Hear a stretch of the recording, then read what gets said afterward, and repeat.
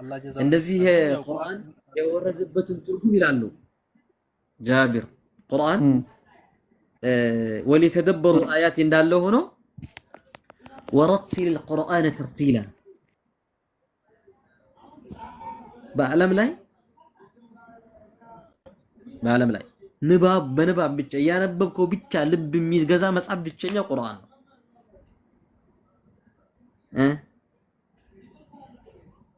እና ይሄ ቁርአን ተደብር ካለበት ደግሞ ይብሳል ተደብር ካለበት ማስተንተን ካለበት ደግሞ ይብሳልና አላህ እንደው እኛ እንዳረጠብከን አላህ ጀዛህን ይክፈልህ። አንዳንዴ ጀዛከላህ ብቻ የሚለው ቃል አይገልጸውም። አንዳንዴ ቁርአንን ጀዛከላህ እንደው ስላስደመጥከን በዚሁ መለም የተገነ ቢልቁርአኒ ፈለይሰ ሚና ይላል መልእክተኛው ሰለላሁ ዐለይሂ ወሰለም። እንደው በሚያምር ድምጽ ያልቀረ ከኛ አይደለም ይላሉና ምን ማለት ነው ስትል አንዳንዴ እንደዚህ አይነት ቂራአቶችን ስታይ ለእያንዳንዱ ሐርፍ ሐቁን ሰጥቶ በአማረ ድምጽ ቁርአን የሚቀራን ሰው ስታይ እንደው አላህ ጀዛህን ይክፈልህ የሚል ስም ገለጻ ብቻ አይገልጸውም። ብቻ ግን ያው መክሉቅ ነን በዚህ ቃል ብቻ መግለጽ ነው እንችላለን ኢንሻአላህ ጀዛከላህ ኸይራ አላህ እና ጃቢር እንደዛ እንትን ትዝ ይሉታል ኡስታዚ እኔ ያው አውቀዋለሁ በእንዲህ በወሬ ነብዩ መሐመድ በነበሩበት ዘመን ብዙ ሰዎች ቁርአንን እየሰሙ ይሰልሙ ነበርና ቁርአኑ እንዳይሰማ በጣም ብዙ ነገር ያደርጉ ነበር እንዳይሰማ ድምፁ እንዳይወጣ እና እሱን ጊዜ ነው በቃ የሚያስታውሰኝ ማለት ነው። ምን እንዳሉ ታውቃለህ? ቁርአንን እንዳሰማው ተብሎ በፍጹም እንዳትሰማው ተብሎ የሆነ ሰውዬ ከሰማው ድግምት ነውና ያጠማሃል ይሉታል። ጃ ኡስታዝ ከዛ ሰውዬው ምን እንዳለ ተቀራጭ ጀዐሉ አሳቢዐሁም ፊ አዛኒሂም ይላሉ። በጆሮቻቸው ጆሮ ውስጥ እንደዚህ አድርጎ ደፍኖት ሰውየው ጆሮ እንደዚህ አድርጎ ደፍኖ ነበር የሚሄደው። ከዛ ጥጥ እንደዚህ አድርጎበት ደፍኖ ነበር የሚሄደውና ከዛ በኋላ ሰማ። የሰማ ቀን ግን ከመስለም የከለከለው ነገር አልነበረም። ይሄ ጆሮህ እንደ ይደፍነህ ሄደህ ፕሮፓጋንዳ ተመቶብህ አትስማው ጃቢርና አትስማው ተብለህ የሰሙህ ቀን እጅ ሲሰጡ ከቁርአን ውጭ ኃይል አለ ከዚህ ውጭ ታዲያ አትስማው። ከሰማኸው ተሰልማለህ ስትባል ከሰማኸው ተሰልማለህ። ይገርማል። ይሄ ቁርአን ብቻ ነው እንደዛ። አልቀረለትም ሰውየው ግን በጣም በሚገርማቸው አልቀረለትም እና ቁርአን አንቀጽ የወረደባቸው ሰዎች ራሱ ገለጻዎቻቸው ይገርሙ ነበር እና ብቻ ነብይ ቁርአን ከባድ ነው። ولو أن قرآنا سيرت به الجبال أو قطعت به الأرض أو كلم به الموتى قل بل لله الأمر جميعا ፕሮግራማችን ስንገባ ብዙ ምን እናወራለን ኢንሻአላህ። ኡስታዝ ጀማልም አሉ እየተቀባበል ባረከላሁ ፊክ ኢንሻአላህ ጀዛከላህ ኸይር። ቁርአን ላይም አላህ ሱብሓነሁ ወተዓላ ራሱ እኮ ላ ተስመዑ ሊሃዘል ቁርአን ወልገው ፊህ ለዓለኩም ተግሊቡን ብለዋል ብሎ የነሱን ንግግር አስቀምጦልናል። ቁርአንን አትስሙ፣ ቁርአን በሚቀራበት ጊዜ ድምጻችሁን ከፍ አድርጋችሁ መጮህ አለባችሁ፣ እንደዛ ከሆነ አሸናፊ ትሆናላችሁ አሉ ብሎ አላህ ሱብሓነሁ ወተዓላ በቁርአን ላይ ተቆራቸውን ጭምር ተናግረዋልና ቅድም ታሪኩን የነገሩን ጡፈይል ኢብኑ አምር የሚባል ሰው ነበርና ደውስ የሚባል ጎሳ መሪ ነው፣ የአቡ ሁረይራ ሀገር ማለት ነው። እሱ የጎሳ መሪ ነው፣ ትልቅ ሰው ነው። ሐጅ ለማድረግ ወደ መካ በሚመጣበት ጊዜ የሐጅ ስነ ስርዓት የሚፈጸምበት ጊዜ ሲደርስ ሙሽሪኮችን በጣም ጨነቃቸው። አሁን ከውጭ የሚመጡ ሰዎች ከነብዩ መሐመድ ቁርአንን ከሰሙ በኋላ ይሰልማሉና መሐመድ ኃይል አግኝቶ ያሸንፈናል የበላይ ይሆናል ብሎ ይሰጉ ስለነበረ በየአቅጣጫው ወደ መካ በሚያስገባው መንገዶች ሁሉ ላይ ሰዎችን አስቀመጡ። አዳዲስ የሚመጡ ሰዎችን የሚያስፈራሩ፣ ስለ እስልምናም ስለ ነብዩም የተሳሳተ አመለካከት የሚያስተላልፉ ሰዎች ተቀመጡ። ጡፈይል ልክ እንዳገኙት አንተ ጡፈይል ሆይ ሀገራችን እንደ ድሮ እንዳይመስልህ፣ ብዙ ነገር ተበላሽቷል፣ መሐመድ የሚባል ሰው በመካከላችን ተነስቷልና እሱ ድግምተኛ ነው፣ በቃ የሱን ንግግር ከሰማ ራስህን መቆጣጠር ስለማትችል እሱን ካገኘ ምንም ነገር እንዳሰማ ብሎ ሲመክሩት ሰውየው ፈርቶ ስለነበረ ወዲያው ጆሮም በጥጥ ደፍኖ ካዕባ ዙሪያ እየዞረ ካዕባን ጠዋፍ እያደረገ ሳለ ነብዩ ቆሞ ሰዎቹን ሲያናግር ከሩቅ ያያቸዋል። ከዛ እኔ በጣም ብልህ ሰው ነኝ፣ ድግምትን፣ ቅኔን፣ ግጥምን ሁሉን ነገር ለይቼ አውቃለሁና ለምን አልሰማም ብሎ ወደ ነብዩ ሰለላሁ ዐለይሂ ወሰለም ጠጋ ብሎ ነብዩን ሰለላሁ ዐለይሂ ወሰለም ምንድነው ሰዎቹ የሚሉት ነገር፣ አንተ የምታነበው ነገር አለ ተብሏል፣ እስኪ አንብብልኝ አላቸው። ሌላ ቁርአን አላነበቡለትም፣ ሱረቱል ኢኽላስን ብቻ ነው ያነበቡለት። ሱረቱል ኢኽላስ ብቻ ተነቦለት ሰለመው ሰውየው ማለት ነው። በሱ ምክንያት ነው አቡ ሁረይራ ራሱ የሰለመው ማለት ነውና በጣም ገራሚ ነው። ቁርአን የሰውን ልብ መግዛት የሚችል ትልቅ ነገር ነው። ግልጽ ነው ጃ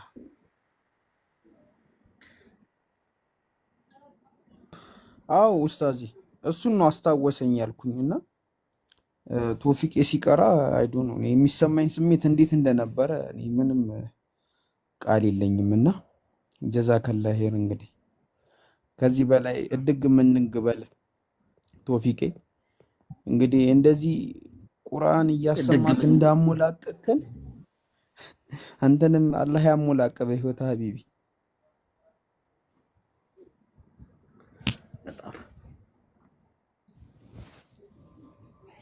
ያሞላቀቀን እኮ በጣም ሊግጀሪ ቦታ ወስዶ ነው ያዝናናል። ወይ ኡስታዚ እንጀምር? አው ቆይ እንተ 5 ደቂቃ ቆይተን እንጀምራለን። 5 ደቂቃ አንድ ሰው የሚቀር ሰው አለ። አንድ ሰው የሚቀር ሰው አለ። እንትና አይመጣም ኡስታዚ? አንድ ሰው ከናንተም ይቀራል። ችግር የለውም። እኔ ስልክ ሁለተኛ ስልክ ስላለኝ ለዛኛው ስልክ ነበር የተፈለኩት እየከፈተ እንዲያሳይ። ምን ያለው ችግር የለም። እሺ እሺ ኡስታዚ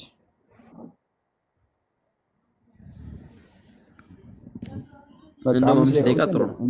5 ደቂቃ ቆይተን እንጀምራለን። ያው ኡስታዚ አሁን ምን እየተሰማኝ እንደሆነ ያውቃሉ? ትዝ ይሉታል ሻሃዳ ያዝኩ ቀን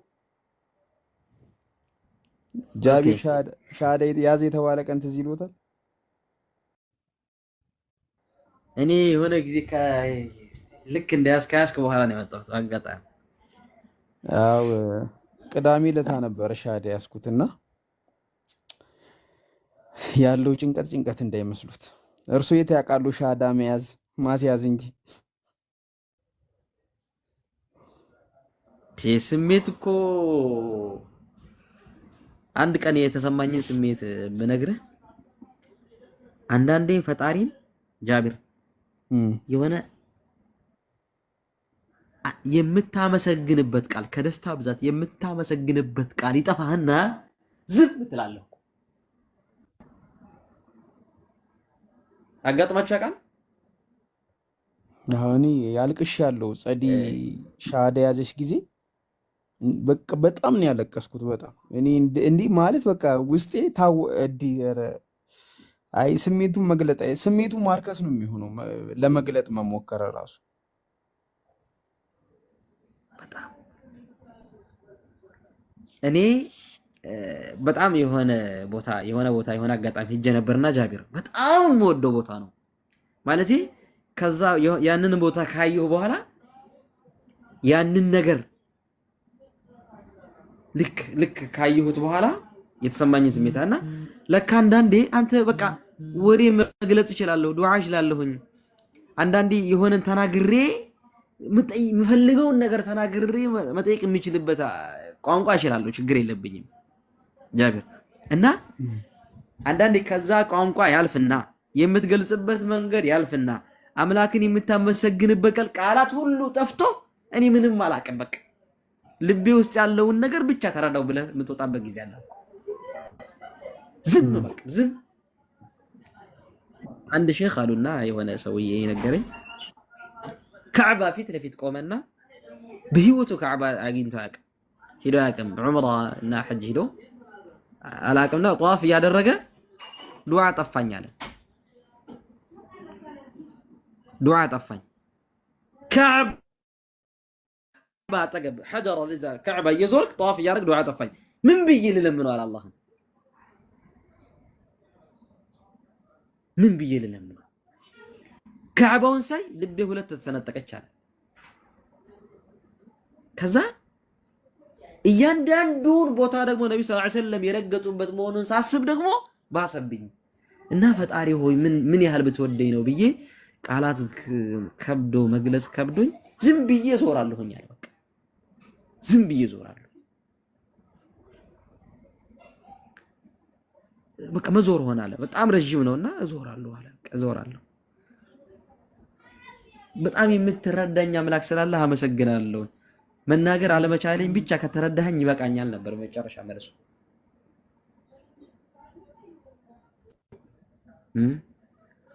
ታዲያ ከባድ ነው እና ብቻ ከዚህ ስሜት የበለጠ ስሜት እናንተ ዘንድ አለ ብዬ አምናለሁ። ኡስታዝ ሻሃዳ ከያዝኩ በኋላ የተሰማኝን ስሜት ላካፍላችሁ። አካፍለን እስቲ። በጣም ከባድ ነው ማለት እንዴት እንደሆነ ላስላችሁ የሆነ ነገር ባይምሯችሁ ሳሉ። እሺ አንድ አውሬ የበዛበት ጦርነት የበዛበት ሀገር ውስጥ ትኖሩ ነበርና እኔ እንጃ በቃ ስቃይ ብቻ ያለበት ሀገር ነውና ከዛ ሀገር ለቃችሁ ወደ ሌላ ሀገር ለመነሳት በቃ ጀምራችኋል፣ ተነስታችኋል ማለት ነውና ግን እዛም የምትሄዱበትም ግን ሀገር የሚቀበላችሁ ሰው እንደሌለ እንዳለ እርግጠኛ አይደላችሁም። እዛ ምን እንደሚያጋጥማችሁ አውሬ ይሁን ዱርዬ ይሁን ቀማ ገደል ይሁን ምን እንደሚያጋጥማችሁ አላወቃችሁ። ያው ከመከራ ወደ መከራ ነው። ግን ያው ሰው ሻሃዳ ሲይዝ ከዚህ ከጭንቁ ዓለም ወደዛኛው ዓለም ሲሄድ አላህን ይዞ ሲሆን እዛ አውሬ ይኑር ጭንቅ ይኑር ምን ይኑር አይመለከታችሁ ምንም ማለት ነውና አላህ ስላላችሁ አላህን ተመክታችሁ ስለሆነ ወደዛ የምትሄዱት እና የሰው ልጅ በዱንያ ያለውን አትርፎ በአኺራ ያለውን ቢከስር ምን ጥቅም አለው? ምንም። ይህንን ሸሽተን ሄደን ወደ ተሻለው ዓለም ነው ብንሄድ የሚሻለውን ማለት ነውና ያ ወደሚሻለው ዓለም ደግሞ የምንሄደው አላህን ከያዝን ብቻ ነው። ወላሂ አላህን ስንገዛ ብቻ ነው። አላህን ስናመልክ፣ አላህን ስንታዘዝ፣ ለአላህ ስንሰግድ እና እንግዲህ ወደዛ ዓለም አላህን ይዞ መሄድ ተገቢ ነው። ምንም ቢሆን ያለው ኮንዲሽን እዛ ምንም የሚያሳስባችሁ ነገር የለም ማለት ነውና ብቻ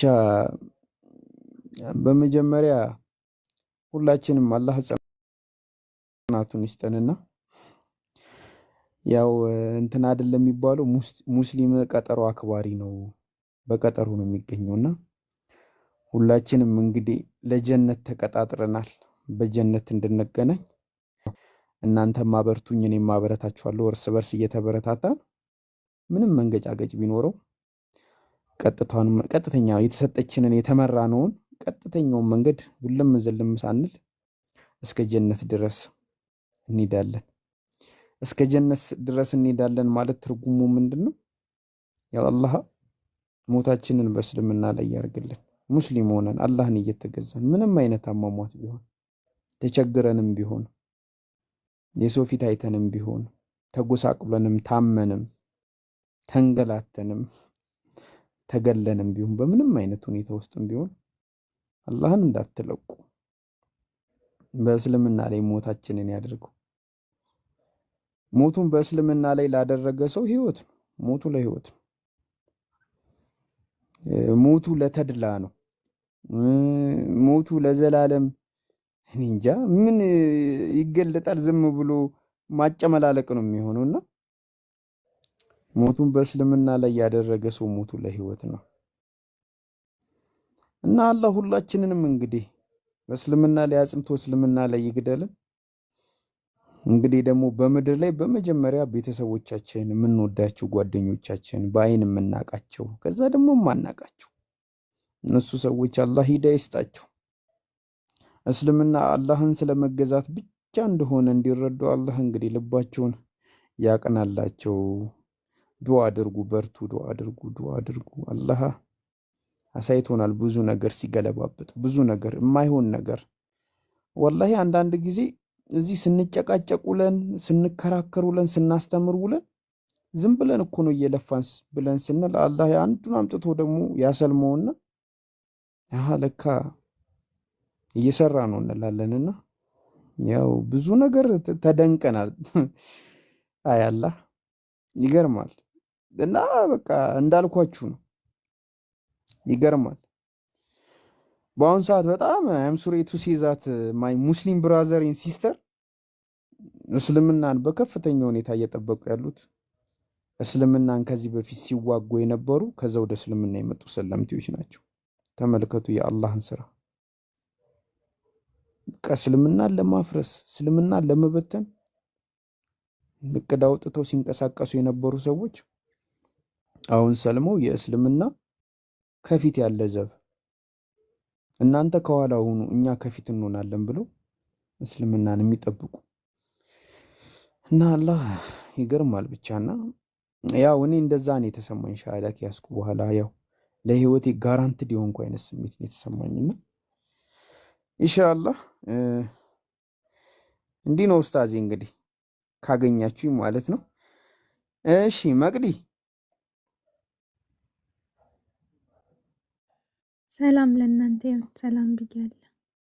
እንዴት ነሽ? ፈራሽ? ምን ሻሃዳ የምትይዥ መስሎሽ መቅዲ?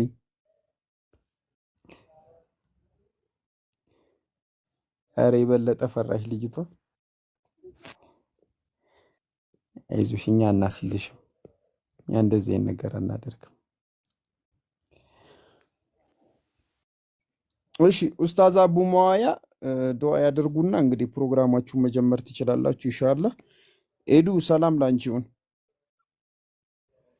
ሰላም ለእናንተ ይሁን። እንኳን ደህና መጣሽ። ደጅ አስጸናሽን እኮ እዚህ ጎልተሽን። በጣም ይቅርታ። አይ ትቀጫለሽ። ይቅርታማ አይታለፍም። ኡስታዚ ኡስታዝ አቡ መዋያ አጠር ያለ ዱዓ ያድርጉና ፕሮግራማችሁን መጀመር ትችላላችሁ ኢንሻአላህ። ቀጥሉ። ታፕታፕ አድርጉ፣ ኮፒ ሊንክ አድርጉ። ሞዴሬተሮች ሰው እንዳታስገቡ እንዳታስወጡ፣ ኮሜንት ብቻ ተቆጣጠሩ። ተፈደል ኡስታዝ ቢስሚላህ። ኡስታዝ ጀማል ዱዓን ለኡስታዝ ጀማል አስተላልፍ። ቢስሚላህ ኡስታዝ ጀማል። እኔ ዱዓ ላይ አሚን እንጂ መለመን ላይ ብዙም ጎበዝ አይደለሁም። አቡ ሙአዊያ ይቀጥሉ ኢንሻአላህ። ማሻአላህ ኢንሻአላህ ያለውን ኢንሻአላህ መግቢያው ብስሚላህ ራህማን ራሂም አልሐምዱሊላህ ረብል ዓለሚን አሰላቱ ወሰላሙ ዐላ ረሱሊላህ ሰለላሁ ዐለይሂ ወሰለም። አላህ ልባችንን እምነት ላይ ያጽናልን። ወደ ቀጥተኛ መንገድ መምጣት የሚፈልጉ ሰዎችንም አላህ ቀጥተኛውን መንገድ ያሳያቸው። በእስልምና ላይ ኖረን በእስልምና ላይ በመሞት እስልምና ላይ ተቀስቅሰን ጀነት የምንገባ አላህ ያደርገን። ልባችንን አላህ ሱብሓነሁ ወተዓላ ኢማን ላይ ጽናት ይስጠን። ረበና አቲና ፊ ዱንያ ሐሰና ወፊ ልአኺረቲ ሐሰና ወቂና ዐዛበ ናር። اللهم إنا نسألك الهدى والتقى والعفاف والغنى. اللهم إنا نعوذ بك من الكفر والفقر ومن عذاب القبر. ربنا آتنا في الدنيا حسنة وفي الآخرة حسنة وقنا عذاب النار. ربنا ظلمنا أنفسنا وإن لم تغفر لنا وترحمنا لنكونن من الكاسرين. آمين اللهم آمين.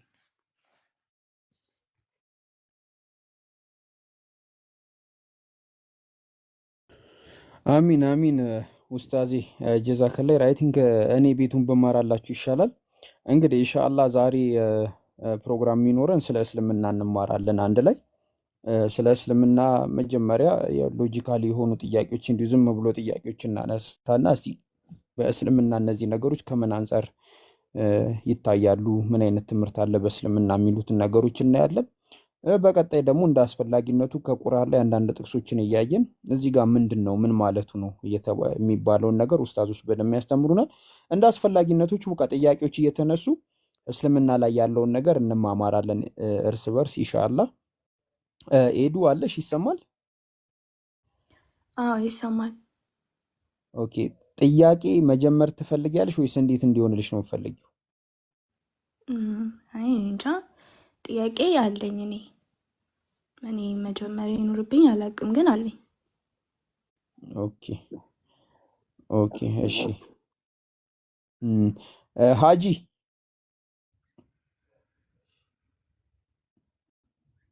ሀጂ ስሚዝ ሰላም አለይኩም። ወአለይኩም ሰላም ወራህመቱላህ። እንትን ምን ያስባሉ? እንዴት ይሻላል? እሺ ሀጂ እኔ ሀጅ ላረግ ስለሆነ ነው ኢንሻአላህ። ምናልባት እንትን እንዲሆን ኢንተራክቲቭ እንዲሆን ጥያቄ ሬዝ ያድርጉና ከዛ በኋላ ኡስታዞችም ስላሉ በዛ ጥያቄ እየተመላለስን ዝም ብሎ አንድ ሰው እንደ ሌክቸር ነገር እንዳይሆን የመሰላችት ነገርም እንዳይኖር ጥያቄ ይጠይቁ። እንሰን ኡስታዞቻችን ኢንሻአላህ ይመልሳሉ። አስፈላጊ ሲሆን ጊዜ ካለ እንገባለን። እሺ አሪፍ ነው። ግን እርሱ አሁን በትልቁ ይሁኑና አንድ ነገር ያደርጉልኛል። ቁርአን ምንም ይከፍታሉ መሰለኝ። እሱን በሱ ብንጀምር አሪፍ ነው ብዬ አሰብኩኝ። ምን ክፈቱ። ሱረቱል ኢኽላስን ይክፈቱትና እሱ ላይ አጠር ያለ ማብራሪያ ሰጥተው እኛ ስለምናመልከው አምላክ የተወሰነ በቃ እሱ ላይ ትንሽ ማብራሪያ ይስጡና ወደ ጥያቄው እንገባለን ኢንሻአላህ። ከፍተው በስነ ስርዓት ያብራሩ። ከዛ በሱ እንጀምራለን። እሱን እንደጨረሱ ቀጥታ ወደ ጥያቄ እንሄዳለን። አንዴ ታቡን ላምጣ አንዴ።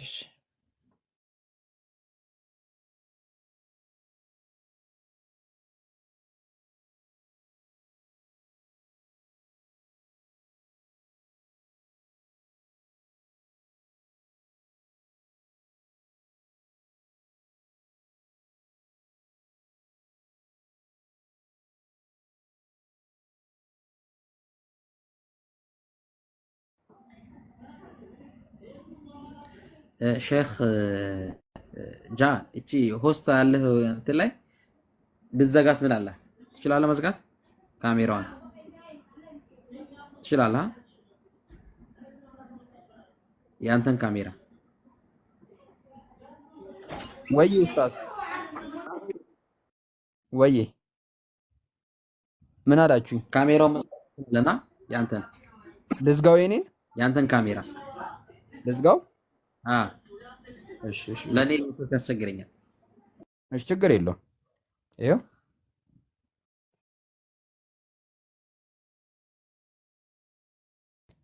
ሀጂ ሚዩት ኖት።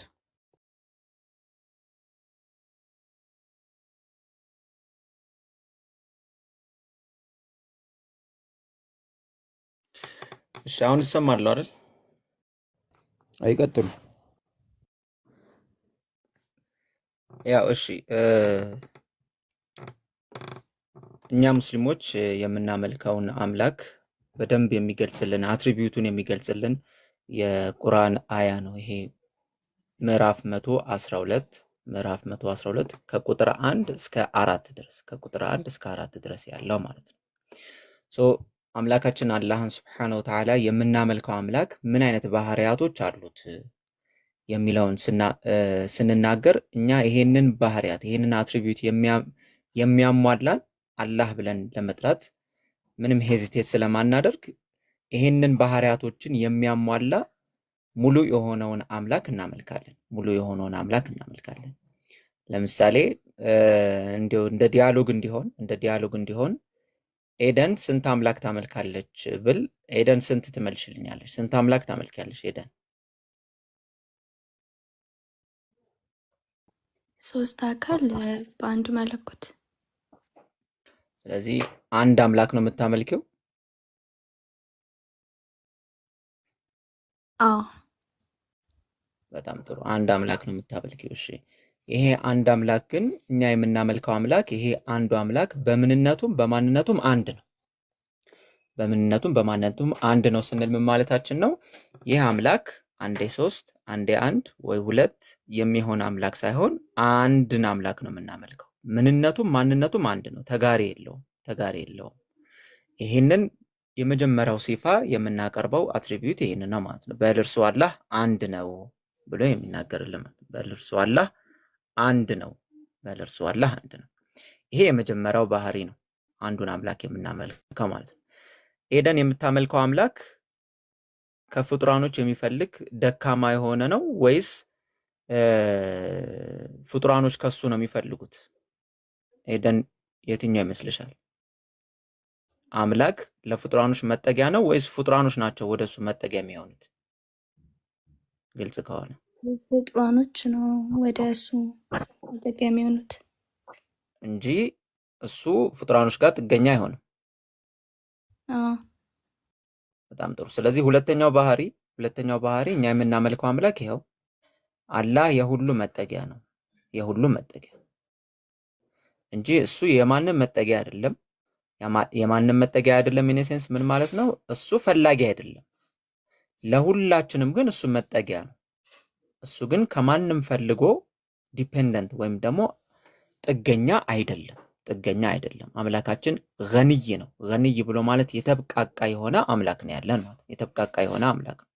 ስለዚህ ይሄ ከላይ ያለው አንዱ አምላክ በምንነቱም በማንነቱም አንድ የሆነው ኢንዲፔንደንት የሆነው ከማንም የማይፈልገው አምላክ ደግሞ ልክ እንደኔና እንዳንቺ ወይ እዚህ ጋር እንዳሉ ኡስታዞች እንደሌላው እንደሚከታተለን ሰዎች ማለት ነው ተከፋፍሎ 2 3 4 ከዛም በላይ 1000 10ም ሆኖ በየትኛውም ሴንስ ብሎ ማለት ልክ ሰው ልጆች እንደምናውቀው ባልና ሚስት ወይም ደግሞ በባህሪ ለምሳሌ አንዱ አምላክ በባህሪ ተጋርቶ ሌላ ባህሪ እሱን የሚመስል ግልጽ ነው። እሱን የሚመስል በባህሪ የሚጋራው ምንም አይነት አምላክ የለም። አንድ ብቸኛ ነው፣ አንድ ብቻ ነው ስላለን እሱን የሚጋራው በየትኛውም መልኩ በሰውኛም ይሁን ሰውኛ ባልሆነ መንገድ ይሁን በየትኛውም መንገድ እሱን የሚጋራው አንዱን አምላክ የሚጋራው ሌላ አይነት እሱን ከሱ እኩል የሆነ ባህሪ ያለው አምላክ አለ ብለን አናምንም። አምላክ ብለን አናምንም። ለዛ ነው እኛ ምን እንላለን? ያ አምላካችን አልወለደም አልተወለደም እንላለን። አልወለደም አልተወለደም። ያ አምላክ በባህሪው እሱን የሚመስል እሱን የሚያክል ሌላ አምላክ አለ ብለን አናስብም። ይሄው ራሱ የመጀመሪያው አምላክ ደግሞ ተወልዶ የመጣም አይደለም። መጀመሪያም መጨረሻ የለውም። ይሄው አምላክ ደግሞ ራሱ ሌላ ወለደ ብለን አናምንም። ስለዚህ አልወለደም አልተወለደም። ያ ማለት መጀመሪያም የነበረ ነው፣ መጨረሻም ይኖራል። ይሄ መጀመሪያም የነበረው አምላክ ደግሞ ሌላ ከሱ የሚመስል ዘላለም የሚሆንን ወለደ ብለንም አናምንም። እሱ ራሱ ደግሞ ተወለደ ብለንም አናምንም። ስለዚህ ይሄ ለአእምሮም የሚስማማ ልብም ላይ የሚቀመጥ የአንዱ አምላክ አትሪቢዩታችን እስልምና ላይ ይሄ አልወለደም አልተወለደም። የመጨረሻው አትሪቢዩታችን ደግሞ ለአምላካችን አላህ Subhanahu Wa Ta'ala ራሱ የነገረን ለእርሱም አንድ ቢጤ የለው። እንደተነጋገርነው ይሄ አንድ አምላክ ነው። በምንነቱም በማንነቱም አንድ አምላክ ነው። ኢንዲፔንደንት ነው። የሁሉ መጠጊያ ነው። እሱ ግን ከምንም የሚፈልግ አይደለም። ያ ዘላለማዊ የሆነው አምላክ ደግሞ አልወለደምም አልተወለደም። ስለዚህ ይህንን የሚያሟላው አምላክ ምንም አይነት ቢጤ የለው። የሆነ ነገር በአእምሮሽ ላይ ከሳልሽ ይሄን ይመስላል ካልሽ የሆነ ነገር ከመሰለሽ ያ ነገር በቃ አላህ አይደለም። ለምን? ለእርሱ አንድ ቢጤ የለው። ምንም እሱን የሚመስል ነገር የለም። ለምን የሚመስል ነገር የለም? ዘላለማዊ ያልወለደ ያልተወለደ ለሁሉም መጠጊያ አንድ ብቻ ነው። አንድ ብቻ እሱን የሚመስል አንድ ብቻ ነው ስንል እሱን የሚመስል ሌላ የለም ማለት ነው። ስለዚህ ምሳሌ ልናብጅለት የማንችለው እንዲህ ብለን ቀርጸን ልናስቀምጠው የማንችለው አንዱ አምላካችን እነዚህ አራት ባህሪያቶችን ያሟላልናል። አራት ባህሪያቶችን የሚሰጠን አንዱን አምላክ እኛ ሙስሊሞች እናመልካለን ማለት ነው። ከነዚህ ውስጥ የአምላክ ባህሪ አይደለም የምትይዋል? ያ የለኝም። በጣም ጥሩ። የአምላክ ባህሪ የለም የምትይ ከሆነ ይሄንን አምላክ እኛ በቁርአን በምዕራፍ 112 ከቁጥር 1 እስከ 4 ይሄንን የአምላክ ባህሪ ስሙን ማን ብለን እንጠራዋለን? አላህ ብለን እንጠራዋለን። እኛ ሙስሊሞች ስሙን ይሄንን አምላክ አላህ ብለን እንጠራዋለን። ጃኔ ጨርሻለሁ። እሺ ስሚዞ ጀዛከላ ኸይር። ሄዱ ጥያቄያችሁን መጀመር ትችላላችሁ። በቃ በጥያቄያችሁ መካከል እንትን ማለት ትፈልጋላችሁ። አሁን የእናንተ ፕሮግራም ስለሆነ ቤቱን እንደፈለጋችሁ መጠቀም ትችላላችሁ። እሺ እንዳትጨናነቁ። እኛ እናንተ ይጠቅማችኋል ብለን የምናስበውን ነገር እንሰጣችኋለን። ወደ ጥያቄያችሁ መሄድ ትችላላችሁ። ታፕ ኮፒ ሊንክ እያደረጋችሁ እሺ ያጀማ። እሺ ይቅርታ ሄዱዬ ጃ እዚህ ላይ መጠየቅ እችላለሁ? እሷ ጥያቄዋን ሳትጀምር ትችያለሽ፣ ጠይቂ። አሁንስ ሚዝ የአምላክ ባህሪያት ናቸው ብሎ የገለጻቸው ይሄን ባህሪ ያህዌ ወይ ደግሞ ብሉይ ኪዳን ላይ ያለውን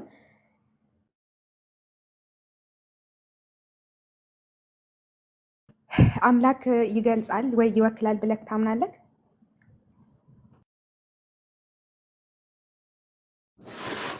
ኦኬ እኛ ሙስሊሞች ይህንን አላህ ብለን የጠራነውን አምላካችን ብለን የጠራነውን ከጊዜ በኋላ የመጣ ወይም ደግሞ ከ1400 ዓመት በኋላ የተገኘ ባህሪ ብለን አይደለም የምናምነው። በፊትም የነበረ የነ ሙሴ፣ የነ ዒሳ፣ የነ ኖህ፣ የአዳም አጠቃላይ የአንዱ አምላክ ባህሪያቶች ነው ብለን ነው የምናምነው። የአንዱ አምላክ ባህሪያት ይህንን ነው ብለን ነው። ከበፊትም የነበሩ ነብያቶች ይህንን ባህሪ ያለውን አምላክ ያመልካሉ ብለን ነበር እኛ የምናምነው ማለት ነው።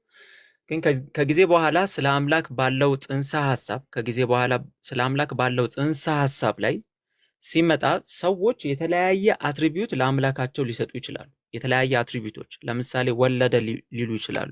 ለዛ ነው አላህ Subhanahu Wa Ta'ala ቁርአንን ሲያወርድልን ፉርቃን ማለት ነው። ፉርቃን ብሎ ማለት እውነቱን ከውሸቱ የሚለይ ማለት ነው። እውነቱን ከውሸቱ የሚለይ ቁርአን ከወረደበት አንዱ ዓላማው ራሱ አንዱን አምላክ ልጅ ያዘ የሚሉትን ሊያስጠነቅቅበት ነው ይላል።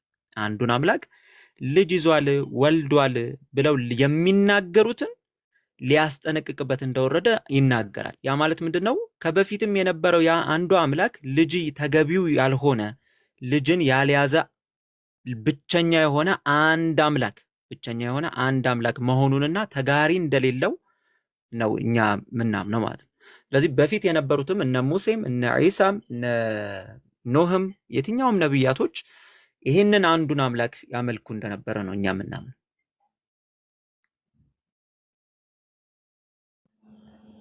ስለዚህ ለምሳሌ አሁን አንተ ያልከው ይሄ የሚያረጋግጠው የአዲስ ኪዳንን ሳይሆን ብሉይ ኪዳን ያለው አምላክ እሱ ነው ብለህ ታምናለህ? እና ለምን ያህዌ ማለት አልተቻለም? ማለት ራሱ ከሆነ ለምንድን ነው ያህዌ የማይባለው?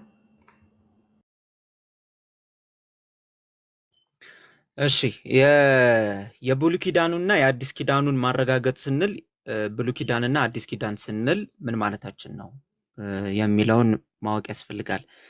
ያ ማለት ምንድነው? እኛ በፊት ከዚህ ከቁርአን ወይም ደግሞ ለነብዩ መሐመድ ከተሰጣቸው መጽሐፍ በፊት ባሉ መጽሐፍቶች እናምናለን። ትክክል ነው። ያንን እናምናለን። ያንን ስናምን ግን ምን ማለታችን ነው? ያንን እናምናለን ስንል ግን አሁን ላይ አይሁዶች እና ክርስቲያኖች በእጃቸው በያዙት መጽሐፍ እያልን አይደለም። እጃቸው ላይ በሚገኘው መጽሐፍ እያልን አይደለም።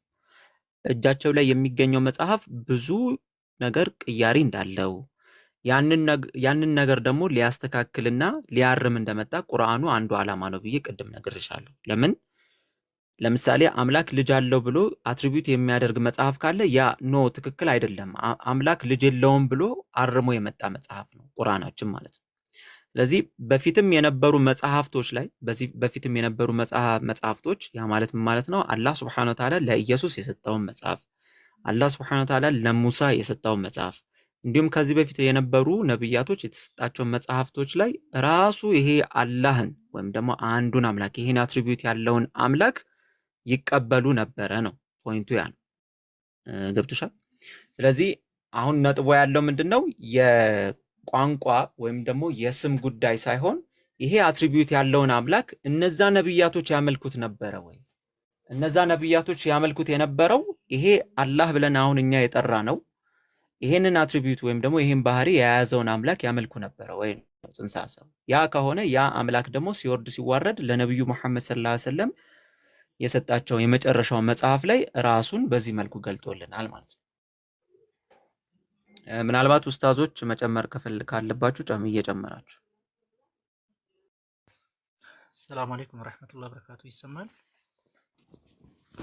ኡስታዝ ትንሽ ድምጾትን ከፍ ያርጉ፣ ትንሽ ርቀዋል። ስልክንም መቀየር አለብኝ መሰለኝ። እስኪ የሚሰማ ከሆነ በዚህ የተወሰነ ሊቀጥልና በሌላ እንትን እገባለሁ። ቻርጅ ልዘጋ ነው መሰለኝ። እሺ ይቀጥሉ። ይሰማል? ይሰማል። ቀጥሉ።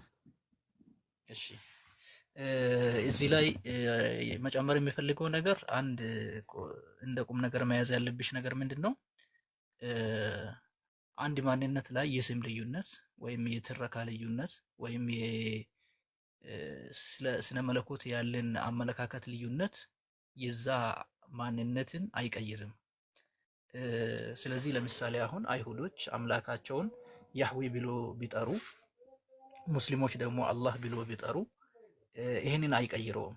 ለምሳሌ አብርሃምና ከአብርሃም በኋላ የመጡ እስራኤላውያን እንደ ምሳሌ ብትወስጂ አብርሃም ያህዌ የሚለውን ስም አያውቀውም።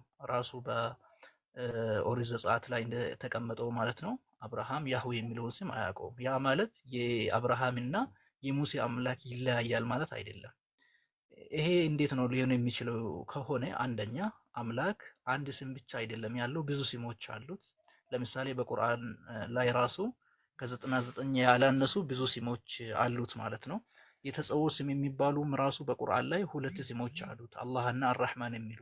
ነቢያችን ሰለላሁ ዐለይሂ ወሰለም በሐዲሳቸው ላይ ደግሞ አላህ ካሉት ስሞች መካከል በመጽሐፍት ውስጥ ያወረደው እንዲሁም በመጽሐፍት ውስጥ ያላወረደው ከፍጥረታት መካከል ለተወሰኑ ሰዎች ብቻ ያሳወቀውና ለሌሎች ያላሳወቀው ለራሱ ብቻ የሚያውቀው ስሞች እንዳሉት ተናግረዋል።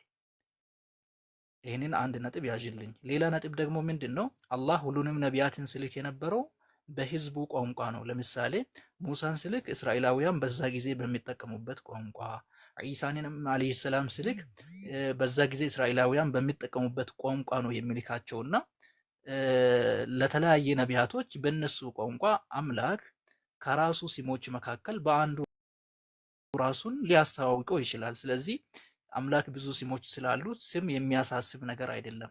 ማንነቱ ላይ ልዩነት አለ ወይ ከተባለ የለም። አላህ ሱብሓነሁ ወተዓላ ወኢላሁና ወኢላሁኩም ዋሂድ፣ አምላካችንም አምላካችሁም አንድ ነው በሉ ይለናል፣ ለአይሁዶችና ለክርስቲያኖች ማለት ነው። በተመሳሳይ መልኩ አላህ ሱብሓነሁ ወተዓላ ያ አህለል ኪታቢ ተዓሉ ኢላ ከሊመቲን ሰዋኢን በይነና ወበይነኩም፣ እናንተ የመጻፉ ሰዎች ሆይ በእኛና በእናንተ መካከል የጋራ ወደሆነች ቃል ኑ፣ እሷም አላ ነዕቡደ ኢለላህ ወላ ኑሽሪከ ቢሂ ሸይአ፣ በአላህ ላይ ምንም ሳናጋራ አላህን በብቸኝነት እንድናመልክ ይሄ የጋራ ነጥባችን ነው፣ ወደዚህ ኑ በሉ ይለናል። ስለዚህ የተለያየ አምላክ አለ ሳይሆን የተለያየ አገላለጽ አለ። የሰው ታሪክንም እንደ ምሳሌ መውሰድ ትችላለሽ። ለምሳሌ የተለያየ ታሪክ ያላቸው ሰዎች አሉ። አንዳንድ ሰዎች ዘንድ እንደ ጀግና የሚቆጠሩ፣ ሌሎች ሰዎች ዘንድ ደግሞ እንደ አሸባሪ የሚቆጠሩ ሰዎች አሉ። ያ ማለት ያን አንድ አካል የተለያየ ያደርገዋል ማለት አይደለም። እንደ ምሳሌ ለምሳሌ አይሁዶች የሚያመልኩት ያህዌ ኦንቶሎጂካሊ ልጅ የለውም ወይም ደግሞ አይወልድም። ነገር ግን ክርስቲያኖች ልጅ አለው ኦንቶሎጂካሊ ይወልዳል አሉ። ያ ማለት ሁለት ያህዌ አያደርገውም። ምንድነው? አይሁዶች አምላክን የተረዱበት መንገድና ክርስቲያኖች አምላክን የተረዱበት አረዳድ ተለያየ ነው የምንለው። ስለዚህ በእስልምናም ያንኑ አይሁዶችና ክርስቲያኖች አምላክን የተረዱበት አረዳድ ስህተት ነው የሚል አቋም ነው ያለን እንጂ የተለያየ አምላክ የተለያየ ፈጣሪ አለን ብለን አናስብም። በአጭሩ ይሄንን ይመስላል። ሌላ የሚጨምርልሽ ያህዌ የሚለው ስም ሙሴ ከአምላክ የተቀበለው ስም መሆኑን አንድ ሰው ካረጋገጠልን እኛ ሙስሊሞች ለመቀበል አንቸገርም፣ 100% እንቀበላለን። ነገር ግን ያንን ማረጋገጥ የሚችል ሂስቶሪካል ኤቪደንስም አርኪኦሎጂካል ኤቪደንስም ወይም ደግሞ ቴዎሎጂካል ኤቪደንስም ራሱ የለም ከእንትን አንጻር ማለት ነው። ከሙሴ ዘመን ጀምሮ የመጣ የለም። ለምሳሌ አንከር ባይብል ዲክሽነሪ የሚባለው በጣም ትልቅ እንትን ነው፣ በብዙ ምሁራኖች የተጻፈ ነው። ስለ ያህዌ የሚለው ስም ስር ሲያስቀምጥ አንደኛ ያህዌ የሚለው ስም ኦሪጂኑ አይታወቅም ይላል። ምንጩ ከየትኛው ቋንቋ እንደመጣ ፕሮናንሴሽኑ ወይም ደግሞ አጠራሩ አይታወቅም፣ እንዴት እንደሚገለጽ ድምፁ አይታወቅም ይላል። ትርጉሙ አይታወቅም ይላል። ሁሉ ነገር ግምት ነው። ለምንድን ነው ይሄ ሁሉ የተፈጠረው ከተባለ አይሁዶች ይህንን ስም በጣም ስለሚቀድሱ መጥራት ስለሚፈሩ ብዙ ጊዜ ሳይጠሩ ቆይቶ ከጊዜ በኋላ አጠራሩን ረስቶ ነበር። እንዴት ተብሎ እንደሚጠራ ራሱ አይታወቅም ይላል። ይሄ ስም የአምላክ ነው ለማለት እኛ ማስረጃ ከተገኘ ምንም ችግር የለብንም፣ አምላክ ብዙ ስሞች ስላሉት። ስለዚህ በአጠቃላይ እኛ አላህ ብለን የምንጠራው አይሁዶች ያህዌ ያሉት፣ ክርስቲያኖች ደግሞ አብ ወይም አባት ያሉትን ነው። ይሄ የእንትኖች ልዩነት የቴዎሎጂ ልዩነት የማንነት ልዩነትን ስለማያመጣ ብዙም ነገር የሚያሳስብ አይደለም ለማለት ነው። ቀጥሉ። እሺ ጀዛከላ ኸይር። መቅዲ ተመልሶልሻል?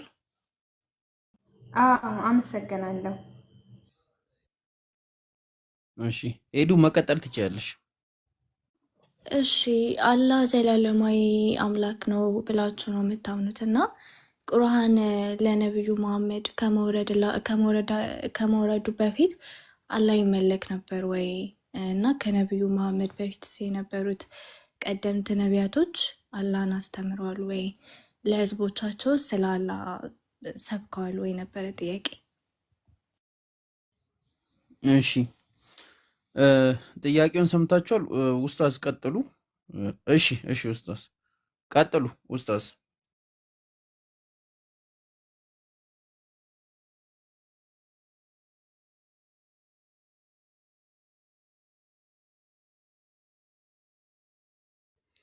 ኡስታዝ አቡ ሙአያ አሉ? ጀማል ይምጣና እሺ ከጀማል ይመልሰች። እሺ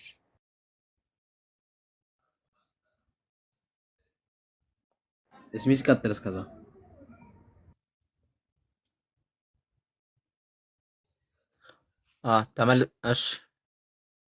ተመልሷል። ኡስታዝ ጀማል ይሰማል? ሰላም አለይኩም። ይሰማል? ወአለይኩም ሰላም። ይሰማል። ጥያቄውን ሰምተዋል? አዎ ሰምቻለሁ። ኦኬ ቀጥሉ። እሺ ጥያቄው ምንድነው? አላህ ከነብዩ መሐመድ ሰለላሁ ዐለይሂ ወሰለም በፊት ይመለክ ነበር ወይ የሚል ጥያቄ ነበር። ኢንሻአላህ ይህንን አጠር ባለ መልኩ ለመመለስ እሞክራለሁ ማለት ነው። ምሳሌዎችንም ከቁርአን እንጠቅሳለን። እነማን ነበር አላህን ሲያመልኩ የነበሩ የሚለውን ከምሳሌ ጭምር እናያለን ማለት ነው። በመጀመሪያ ደረጃ ብዙ ጊዜ ሰዎች የሚሳሳቱት ነገር ምንድነው? አላህ የሚለውን አምላክ ነብዩ መሐመድ ሰለላሁ ዐለይሂ ወሰለም የአረቡን ዓለም ያስተዋወቁ አዲስ አምላክ አድርጎ ነው የሚያስቡት። ይሄ የተሳሳተ አመለካከት ነው። ነቢያችን ሰለላሁ ዐለይሂ ወሰለም ከመላካቸው በፊት በአረብ ምድር ላይ ያሉ ሰዎች ሁሉ ሙሽሪኮችም ጨምሮ አይሁዶችም ክርስቲያኖችም አምላካቸውን አላህ ብሎ ነው የሚጠሩት። ሙሽሪኮች ብዙ ጣዖት አምላኪ ቢሆኑም የሰማዩ አምላክን የሁሉ ነገር ፈጣሪን ሁሉ ነገር ተቆጣጣሪ የሆነውን አምላክ ደግሞ አላህ ብሎ ነው የሚጠሩት። ከጣዖት መካከል ሳይሆን የሰማዩ አምላክ ነው፣ አንዱ ብቸኛ ፈጣሪ ነው። ነገር ግን ወደ እርሱ ለመድረስ መድረሻ ወይም ደግሞ ድልድይ ያስፈልገናል፣ አውሊያ ወይም ደግሞ አላህ የሚወዳቸው አካላት ያስፈልጉናል ብሎ ሌሎች ነገራቶችን ጨምሮ ያመልካሉ እንጂ በአንድ አምላክ ዙሪያ አንድ ፈጣሪ መኖሩ ዙሪያ ምንም ጥርጣሬ አልነበራቸውም። ስለዚህ ነቢዩ ሙሐመድ ሰለላሁ ዐለይሂ ወሰለም ሁሉም የሰው ልጆችን የፈጠረውን አምላክን በብቸኝነት እንዲመለክ ነው ተውሂድን ነው ያሰማሩት እንጂ የሆነ አዲስ አምላክ ዓለምን አያስተዋወቁም። ይሄ ነው። ሁሉም ነቢያቶች አላህን ስብሓነሁ ወተዓላ ሲያመልኩ ነበር፣ ወደ አላህ ስብሓነሁ ወተዓላ ጥሪ ሲያደርጉ ነበር። አላህ ስብሓነሁ ወተዓላ በሱረቱ ነሕል ምዕራፍ 16 ቁጥር 36 ላይ እንዲህ ይላል፣ ወለቀድ በዐስና ፊ ኩሊ ኡመትን ረሱላ፣ በየህዝብ ሁሉ መልእክተኛን ልከናል። አን ዕቡዱላህ ወጅተኒቡ ጣጉት፣ አላህን ተገዙ ጣዖታትንም ራቁ በማለት ተውሂድን የሚያስተምሩ የአላህ አምላክነትን የሚያስተምሩ ጣዖት አምልኮን የሚቃወሙ በየህዝብ ሁሉ መልእክተኞችን ልከናል በማለት ይናገራል። ከተላኩት ነቢያቶች መካከል ለምሳሌ ኢብራሂምን ዓለይሂ ሰላም እንደ ምሳሌ ብንወስድ ኢብራሂም አላህን ስብሓነሁ ወተዓላ ሲሰብክ እንደነበረ አላህ ስብሓነሁ ወተዓላ በቁርአን ላይ በግልጽ ይናገራል። ወለቀድ አተይና ኢብራሂመ ሩሽደሁ ሚን ቀብሉ ወኩና ቢሂ ዓሊሚን ኢዝ ቃለ ሊአቢሂ ወቀውሚሂ ማ ሃዚሂ ተማሲሉ ለቲ አንቱም ለሃ ዓኪፉን በማለት ኢብራሂም አባቱንና ወገኖቹን ጣዖት የሚያመልኩ አካላትን ሲወቅሳቸው እንደነበረ፣ ምንድነው እነዚህ የሚታመልካቸው አካላት ብሎ ሲወቅሳቸው እንደነበረ ይናገራል። ከዛ በኋላ ኢብራሂም ዓለይሂ ሰላም ተውሂድ ሲሰብክ እንደነበረ፣ ጣዖታትን ሲቃወም እንደነበረ በብዙ ቦታ ይናገራል። ለምሳሌ በቅድም የጠቀስነው ሱረቱል አንቢያ ላይ ማየት ትችላላችሁ። በተጨማሪም ደግሞ ሌሎች ሱራዎችም ሱረቱ ሹዓራ ላይ መመልከት ትችላላችሁ። ኢብራሂም ጣዖታትን ሲቃወም እንደነበረ አላህን ብቻ ሲያመልክ እንደነበረ በግልጽ ተቀምጧል ማለት ነው። ኢብራሂም ብቻ አይደለም። ከኢብራሂም ዓለይሂ ሰላም በኋላ የተነሳ የያዕቁብ ልጅ ዩሱፍ ዓለይሂ ሰላም አላህን ብቻ ሲያመልክ እንደነበረና ከአላህ ሱብሓነሁ ወተዓላ በስተቀር የሚመለኩ ጣዖታትን ሁሉ ሲቃወም እንደነበረ በሱረቱ ዩሱፍ ምዕራፍ 12 ላይ ተቀምጧል ማለት ነው። ለምሳሌ ከቁጥር 37 ጀምራችሁ ማንበብ ትችላላችሁ። ኢኒ ተረክቱ ሚለተ ቀውሚን ላ ዩእሚኑነ ቢላህ፣ እኔ በአላህ የማያምኑ ሰዎችን ሃይማኖት ትቻለሁ። ወሁም ቢልአኺረቲ ሁም ካፊሩን፣ በትንሣኤ የሚክዱ ሰዎችን የካህዲዎችን መንገድ ትቻለሁ በማለት ዩሱፍ ይናገራል። ለምንድን ነው ይህንን የተወከው ሲባል ወተባዕቱ ሚለተ አባይ ኢብራሂም፣ የአባቶችን ሃይማኖት ነው የተከተልኩት አለ። የአባቶቹ ሃይማኖት ምንድን ነው? አባቶቹ ሲነማን ናቸው ከተባለ ኢብራሂም ወኢስሐቅ ወያዕቁብ፣ ኢብራሂም ኢስሐቅና ያዕቁብ ናቸው። እኔ የጣዖት አምላኪያንን ሃይማኖት ትቻለሁ፣ ምክንያቱም የአባቶችን ሃይማኖት ነው የተከተልኩት። አባቶች የሚባሉት ኢብራሂም ኢስሐቅና ያዕቁብ ናቸው። ማንን ነው የሚያመልኩት ከተባለ ማካነ ለና አንሽሪከ ቢላሂ ሚን ሸይኢን፣ በአላህ ላይ ምንም ነገር ማጋራት ለኛ አይሆንም፣ ለኛ አይፈቀድልንም። ዛሊከ ፈድሉላሂ ዐለይና፣ አላህን በብቸኝነት ማምለክ አላህ ለኛ የዋለልን ትልቁ ጸጋ ነው። ወዐለ ናሲ፣ በሰው ልጆች ላይም የዋለው ጸጋ ነው። ወላኪነ አክሰረ ናሲ ላ የሽኩሩን፣ ነገር ግን ብዙ ሰዎች አላህን አያመሰግኑም በማለት ሰዎቹ የሚያመልኩት ጣዖት አምልኮ ትክክል እንዳልሆነና አላህን ብቻ ማምለክ እንዳለባቸው በዚህ መልኩ ሲያስተምር ነበር ማለት ነው። ስለዚህ ሌሎች ነቢያቶችንም መመልከት እንችላለን። ሙሳን በተመሳሳይ መልኩ ተውሂድን ሲያስተምር እንደነበር መመልከት እንችላለን። ዒሳ የመርየም ልጅ አልመሲህ ተውሂድን ሲያስተምር እንደነበረ በቁርአን ላይ አላህ ሱብሓነሁ ወተዓላ በግልጽ ተነግሯል። ሌሎችም ነቢያቶች ማለት ነው። ለምሳሌ ዒሳ ምን ብሎ ነው ያስተማረው? ሱረቱል ማኢዳ ምዕራፍ 5 ቁጥር 72 ላይ እንዲህ ይላል፣ ወቃለ መሲህ እንዲህ አለ ያ በኒ እስራኤል፣ እናንተ የእስራኤል ልጆች ሆይ እዕቡዱላህ ረቢ ወረበኩም፣ ጌታዬ አላህን አምልኩ፣ የኔ ጌታና የእናንተ ጌታ የሆነውን አላህን አምልኩ። ኢነሁ መን ዩሽሪክ ቢላህ፣ እነሆ በአላህ ላይ የሚያጋራ ፈቀድ ሐረመ አላሁ ዐለይሂ ልጀና፣ አላህ በእርሱ ላይ ጀነትን እርም አድርጓል፣ ክልክል አድርጓል። ወመእዋሁ ናር፣ የእርሱ መኖሪያም እሳት ነው። ወማ ሊዛሊሚነ ሚን አንሳር፣ ለበዳዎችም ረዳቶች የላቸውም በማለት ዒሳም አንድ አምላክን አላህን ብቻ እንዲያመልኩ ሲያስተምር እንደነበረ እነዚህ የቁርአን አንቀጾች ያስረዳሉ። ሁሉም ነቢያቶች አንድን አምላክ ብቻ ሲያመልኩ ነበር ማለት ነው። ግልጽ ነው።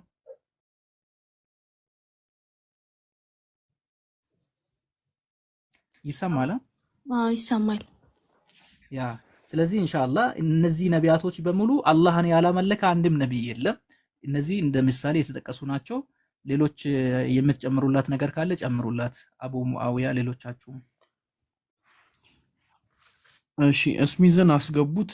እዚህ ጋር አንድ ነገር ለመጨመር ያክል አንድ መጨመር ያለበት ነገር አለ፣ ማስታወስ ያለባቸው ነገር እና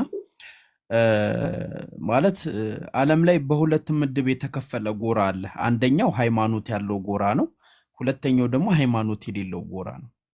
እኒህ ሃይማኖት አለን ብለው የሚያምኑ የሃይማኖት ጎራዎች ሁሉም በአምላክ ያምናሉ። ከዛ ደግሞ ሌላ ምን ያምናሉ? እነዛ ሃይማኖቶች አምላካቸው ሃይማኖታዊ መጽሐፍ እንደሰጣቸው ያምናሉ። ምንም አይነት ጥያቄ ሲጠየቁ ወደ ሃይማኖታቸው መጽሐፍ ነው የሚሄዱት፣ ሁሉም ሲጠየቁ ማለት ነው። እና እኔ ያው ለምሳሌ ክርስቲያኖችን ጠይቄ በቃ ከመጽሐፍ ቅዱስ ውጪ ሌላ ቦታ ስጠኝ ምናምን ነገር ማለት እምል ከሆነ እሱም ትክክል አይደለም። ስለዚህ ልክ ክርስቲያኖች ሲጠየቅ ከመጽሐፍ ቅዱስ እንደሚመለሰው ሁሉ እኛም ሙስሊሞች ቁርአን የአምላካችን የአላህ ቃል ነው ብለን ስለምናስብ ስለምናምን ያው ከቁርአን ነው መልሶቹ የምንመልሰው። ምናልባት ከሌላ ቦታ ሂስቶሪካል ሊሆን ይችላል። አንዳንድ የምትፈልጉት መረጃ ካለ መጠየቅ ትችላላችሁ ለማለት ነው። ትንሽ ፍሬም ላስይዘው ብዬ ነው። እስሚዞ የምጨምረው ነገር አለ? አዎ አለ ጃ። ምናልባት ከዚህ በፊት ያሉ ህዝቦች ላይ ስናነሳ በቁርአናችን ከዚህ በፊት ያሉ ነብያቶችንም ይሆኑ እነዛ ነብያቶች የሚከተሉትን ማህበረሰብ አላህ Subhanahu Wa Ta'ala ሪኮግናይዝ ሲያደርጋቸው ወይም ደግሞ እውቅና ሲሰጣቸው ወይም ደግሞ አንዱን አምላክ ነበር ሲያመልኩ የነበረው እነዛ አምላኮች እነዛ የሚያመልኩት የነበረው አንዱን አምላክ ደግሞ ሙስሊሞች ይባላሉ ሲባል ምናልባት አሁን ላይ የምናውቀውና የተቀረጸብን ምስል አለ። ያ ምንድነው? ለምሳሌ አሁን እኛ መጠሪያችን ሙስሊሞች ነው የምንባለው። ሃይማኖታችን ስሙ ደግሞ ኢስላም ይባላል። ስለዚህ ኢስላምን የተቀበለ ሰው ሙስሊም ይባላል፣ ሃይማኖቱ ደግሞ ኢስላም ይባላል። ስለዚህ ይሄንን ቃል ራሱ ወርዱን ራሱ ሙስሊም የሚለው ወርድ ወደ ኋላ ተመልሰን ብንፈልገው እናገኘዋለን ወይ የሚል ፖይንት ካነሳን እንደምታውቁት ሙስሊምም ኢስላምም የሚለው ቃል አረብኛ ነው። አረብኛ ቃል ነው።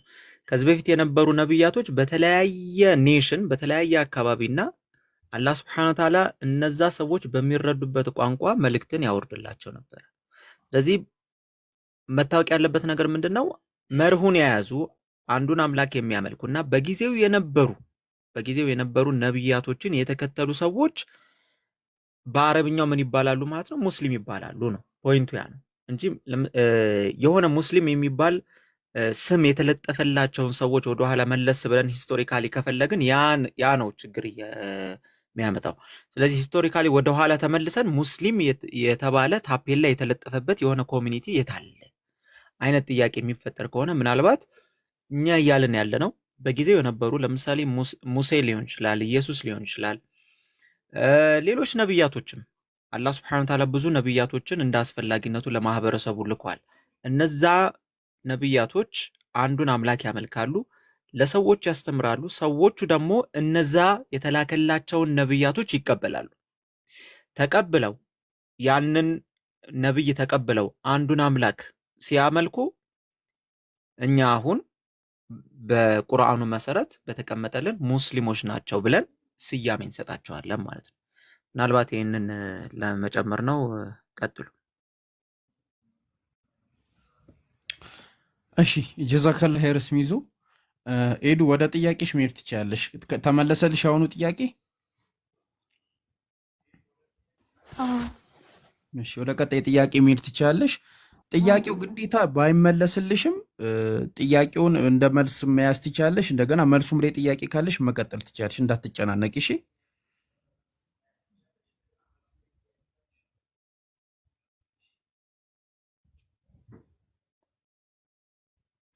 ታብታብ አድርጉ ያጀማ። እስካሁን 300 ላይ ነው ያለው።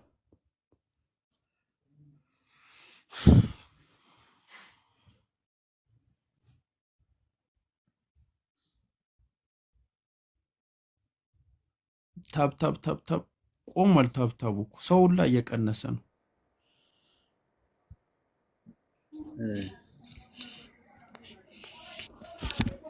ኡስታዝ ያ እስክትመጣ እሺ ይቀጥሉ። እስክትመጣ አንድ ነገር በነገራችን ላይ ይሄ አላህ Subhanahu Wa Ta'ala በጣም በሚገርም ሁኔታ ይሰማል ኡስታዝ። እምነታችን ኢስላም የሚለው ስም ወይም ሙስሊም የሚለው ስም ከማንኛውም ነብይም ሆነ ከማንኛውም ሰው ጋር ሪሌትድ ሆኖ እምነቱን አላመጣውም። ለምሳሌ ይሁድነት ከሆነ ግለሰብ ጋር የመጣ ነው። ክርስትና ከተባለ ከሆነ ግለሰብ ወይም ስም ጋር ተያይዞ የመጣ የስም አይነት ነው። ኢስላም ስትል ግን ሙስሊም ስትል ግን ታዛዥነትን የሚያመለክት ቃል ነው። ታዛዥነት መቼ ነው የተጀመረው ስትል አምላክ ፍጡራንን ከፈጠረ ቀን ጀምሮ ነው የታዘዙት ማለት ነው። መላእክቶችም ታዛዦች ናቸው። የሰው ልጆችም በአጠቃላይ ታዛዦች ናቸው። ለአምላኩ የታዘዘ ሰው ምን አይነት ስያሜ ያገኛል? ሙስሊም የሚል ስያሜ ያገኛል። ለአምላኩን እጅ የሰጠ። ስለዚህ ይሄ ስያሜ የመጣው ከምን ነው? ፍጡራን አምላክን ማምለክ ከጀመሩ ጊዜ ጀምሮ ኢስላም ወይ ሙስሊም የሚለውን ማዕረግ ያገኛሉ ማለት ነው። እና ከማንም ከግለሰብ ሆነ ከምንም አይነት የሆነ የመጣ ነገር አይደለም። ክርስትና ሲባል ከክርስቶስ፣ አይሁድነት ሲባል ከአይሁዶች ምናምን የመጣ እምነት አይደለም። ከዛ በፊት የነበሩ ሰዎች ምን አይነት እምነት ነበራቸው ስትል አምላክ የመረጣላቸው አምላክን ይታዘዙት ነበረ። አምላክን ይታዘዙት ነበረ ከሆነ አምላክን መታዘዝ ምን ተብሎ ይጠራል? በእስልምና ሲባል ሙስሊም ተብሎ ይጠራል። ያን እምነት አምላክ የመረጣቸውላቸውን እምነት ምን ተብሎ ይጠራል? ኢስላም ተብሎ ይጠራል። ለዚህም ማስረጃ አለህ እንዴ? አዎ ማስረጃ አለኝ። ቤት ነው ስለኝ ሱረቱል በቀራ ቁጥር 132 ላይ ግልጽ ነው። أم كنتم شهداء إذ حضر يعقوب الموت قال لابنه ما تعبدون من بعدي كيري بوالا ما ننت ملك الله سيبالو قالوا نعبد إن ملك لن إلهك وإله آبائك إبراهيم وإسماعيل وإسحاق إلها واحد عندنا ملاك إبراهيم إسماعيل إسحاق أملاك ملك لن ونحن له مسلمون إن يدمو لزي أملاك ستأنني لالو ስለዚህ ሙስሊም የሚለው ስያሜ የመጣ አምላክ ላይ እጅ ከመስጠት የመጣ ነው ማለት ነው። ለአምላክ እጅ የሰጠ ለአምላክ ትእዛዝ ያደረሰው ምን ተብሎ ይጠራል? ሙስሊም ተብሎ ይጠራል። ይሄ መች ነው የተጀመረው? ፍጥረት ከተጀመረ ጀምሮ እና ከዛ አንፃር ነው ሙስሊም መታዝ የሚለው ደሪቬሽን ያልሆነ እምነት ነው ያለን ከግለሰብ ከማንም ጋር እና ከዛ አንፃር ነው ወስዶ ለዚህም ቃል እንዳይመች አድርጎ እኔ ነኝ የመረጥኩላችሁ ብሎ هو سماكم المسلمين هو سماكم ሙስሊሚን እሱ ሙስሊም ብሎ ሰየማችሁ ለአምላካችሁ የምትታዘዙ ብሎ ነው ስያሜያችን ያወጣለን። አምላክ ነው እናንተ ሙስሊሞች ናችሁ ብሎ ስያሜ የሰጠን እንጂ ደሪቤት ተደርጎ የመጣ ስም የለንም እኛ። ነከ ከተነሳው ሐሳብ ጋር ጭማሪ ነው። አላሁ አለም። እሺ ኡስታዝ ጀዛከላህ ኸይር። ኤደን ከመጣሽ መቀጠል ትችያለሽ። እሺ ሙሐመድ ከሞተ በኋላ ቁርአን እንዳልተለወጠ እንዳልተበረዘ በምንድን ነው የምናውቀው? እሺ ኤዶ የጠየቀችው ጥያቄ ነብዩ መሐመድ ካለፉ በኋላ ቁርአን እንዳልተበረዘ በምንድን ነው የምናውቀው የሚል ጥያቄ ነው ያቀረበችው። ቀጥሉ። ይሰማል ድምጼ? ኡስታዝ ጀማል ይጀምሩና ከዛ ትቀባበላላችሁ። ኦኬ ይሰማል? ይሰማል ኡስታዝ። በጣም ምርጥ ጥያቄ ነው የጠየቀችው። ቁርአን እንዳልተለወጠ እንዳልተቀየረ በምንድን ነው ማረጋገጥ የምንችለው የሚል ነው። በብዙ መንገዶች፣ አንደኛ በተውፊታዊ መንገድ፣ ሁለተኛ በጽሁፍ መልኩ፣ ሶስተኛ ደግሞ በእጅማ፣ አራተኛ ደግሞ በቁርአን ባህሪ በብዙ ነገር ማረጋገጥ እንችላለን። እሺ ለምሳሌ በተውፊት መልኩ ወይም ደግሞ በስነ ቃል የሚለውን እንመልከት። ቁርአን ምድራችን ላይ ካሉ ከሃይማኖታዊ መጽሐፍቶች በሙሉ ለየት የሚያደርገው ነገር ምንድን ነው?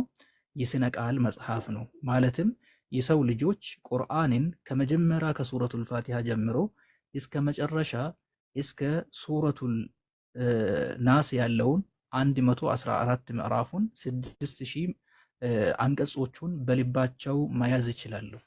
አላህ ስብሓነሁ ወተዓላ መጀመሪያውኑ ቁርአንን በሚያወርድበት ጊዜ በነቢዩ ሰለላሁ ዐለይሂ ወሰለም ልብ ላይ ነው ያወረደው። ለዛ ነው በሱረቱል በቀራ ምዕራፍ 2 ቁጥር 97 ላይ በልብህ ላይ መልአኩ ጅብሪል አውርዶታል በማለት አላህ ስብሓነሁ ወተዓላ የሚናገረው ማለት ነው።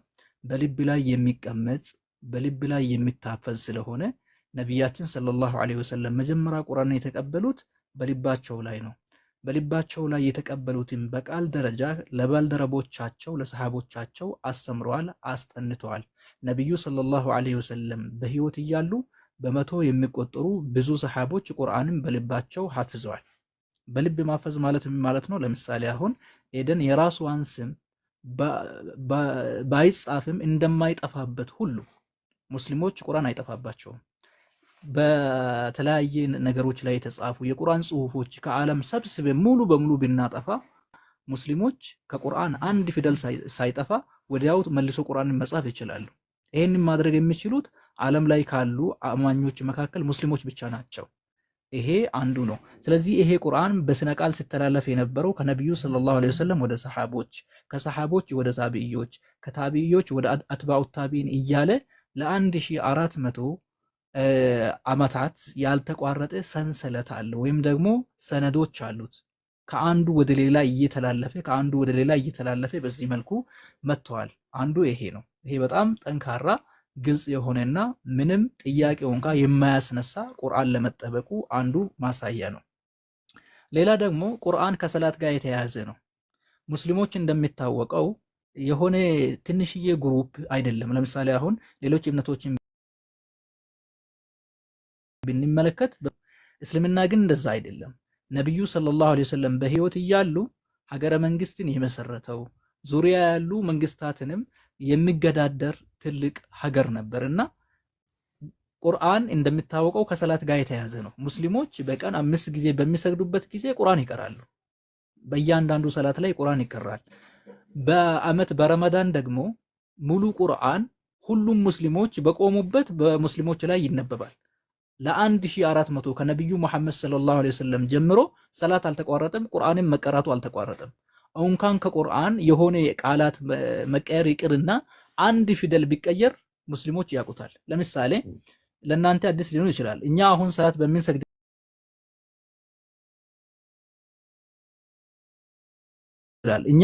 በምንሰግድበት ከኋላ የሚሰግዱ ሙስሊሞች አያስተላልፉትም፣ ይይዙታል፣ ያስተካክሉታል። ስለዚህ በሰላት መልኩ ቁርአን ለ1400 ሲተላለፍ ነበር ማለት ነው። ሌላ ደግሞ ቁርአን ሲተላለፍበት የነበረው በሙስሐፍ ደረጃ ነው። ሙስሐፍ ማለት በጽሁፍ ደረጃ ማለት ነው። ይሄም የሆነበት ነብዩ ሰለላሁ ዐለይሂ ወሰለም በህይወት እያሉ ከ60 ያላነሱ የዋህይ ጸሐፍት ወይም ኩታቡል ዋህይ ነበራቸው። እነዛ የዋህይ ጸሐፍት በነብዩ ሰለላሁ ዐለይሂ ወሰለም አማካኝነትና ትዕዛዝ ስር ሆኖ ቁርአንም በተለያየ ነገሮች ላይ ይጽፉ ነበር። እነዚህ የተጻፉት ደግሞ በነብዩ ቤት በጸሐፍቶች ቤት ይቀመጡ ነበር። ነብዩ ሰለላሁ ዐለይሂ ወሰለም ሞቶ 2 ዓመት ባልበለጠ ጊዜ ውስጥ እነዛ በነብዩ አማካኝነት የተጻፉና ትክክለኛ መሆናቸው የተረጋገጠላቸው የቁርአን ጽሁፎች በአንድ ቦታ ሰሃቦች በህይወት እያሉ የቁርአን ሐፊዞች እያሉ ተጽፎ ተሰብስቦ በአቡበከር ቤት ይቀመጥ ነበር። ከአቡበከር በኋላ በዑመር ቤት፣ ከዑመር በኋላ በነብዩ ሰለላሁ ዐለይሂ ወሰለም ምስት ወይም ደግሞ በሐፍሳ ቤት ይቀመጥ ነበር። ከዛ በኋላ ዑስማን ሲመጣ እነዛ የተጻፉትን የቁርአን ጽሁፎችን አምጥቶ ኮፒ አድርጎ ለዓለም ሁሉ አሰራጭቷል። ከዛ ዘመን ጀምሮ የቁርአን ሙስሐፍ ሳይቋረጥ ዛሬ ድረስ አለ። አርኪኦሎጂካል ደረጃ ደግሞ የቁርአን ሙስሐፎች የሚባሉ ለምሳሌ በርሚንግሃምን ወይም ደግሞ ሰነአ ማኑስክሪፕት የመሳሰሉት ከዛ ጊዜ ጀምሮ እስከ ዛሬ ድረስ ያሉት ከአንደኛ ክፍለ ዘመን ጀምሮ ቁርአን አንድም ጊዜ እንዳልተቀየረ ማረጋገጫ ነው። ሌላ ደግሞ በዓለም ዙሪያ ላይ ሁሉ ያሉት ቁርአን ተመሳሳይ ናቸው። በቅርአት ልዩነትም ከሆነ እነዛ ቅርአቶችም ከነብዩ የመጡ ናቸው። ሺአን ጨምሮ ሙስሊሞች ያላቸው ቁርአን ተመሳሳይ ነው። ለምሳሌ ሌሎች እምነቶች መካከል አይሁዶች መካከል የቨርዥን ልዩነት አለ፣ ክርስቲያኖች መካከልም የቨርዥን ልዩነት አለ። እስልምና መካከል ግን ተመሳሳይ ቁርአን ነው ያለው። ተመሳሳይ በሱረቱል ፋቲሃ ይጀምርና በሱረቱን ናስ ያልቃል። ስለዚህ ቁርአን እንዳልተቀየረ በእነዚህ መንገዶች ማረጋገጥ ይቻላል። ሌሎቻችሁ የምትጨምሩት ካለ ጨምሩላት።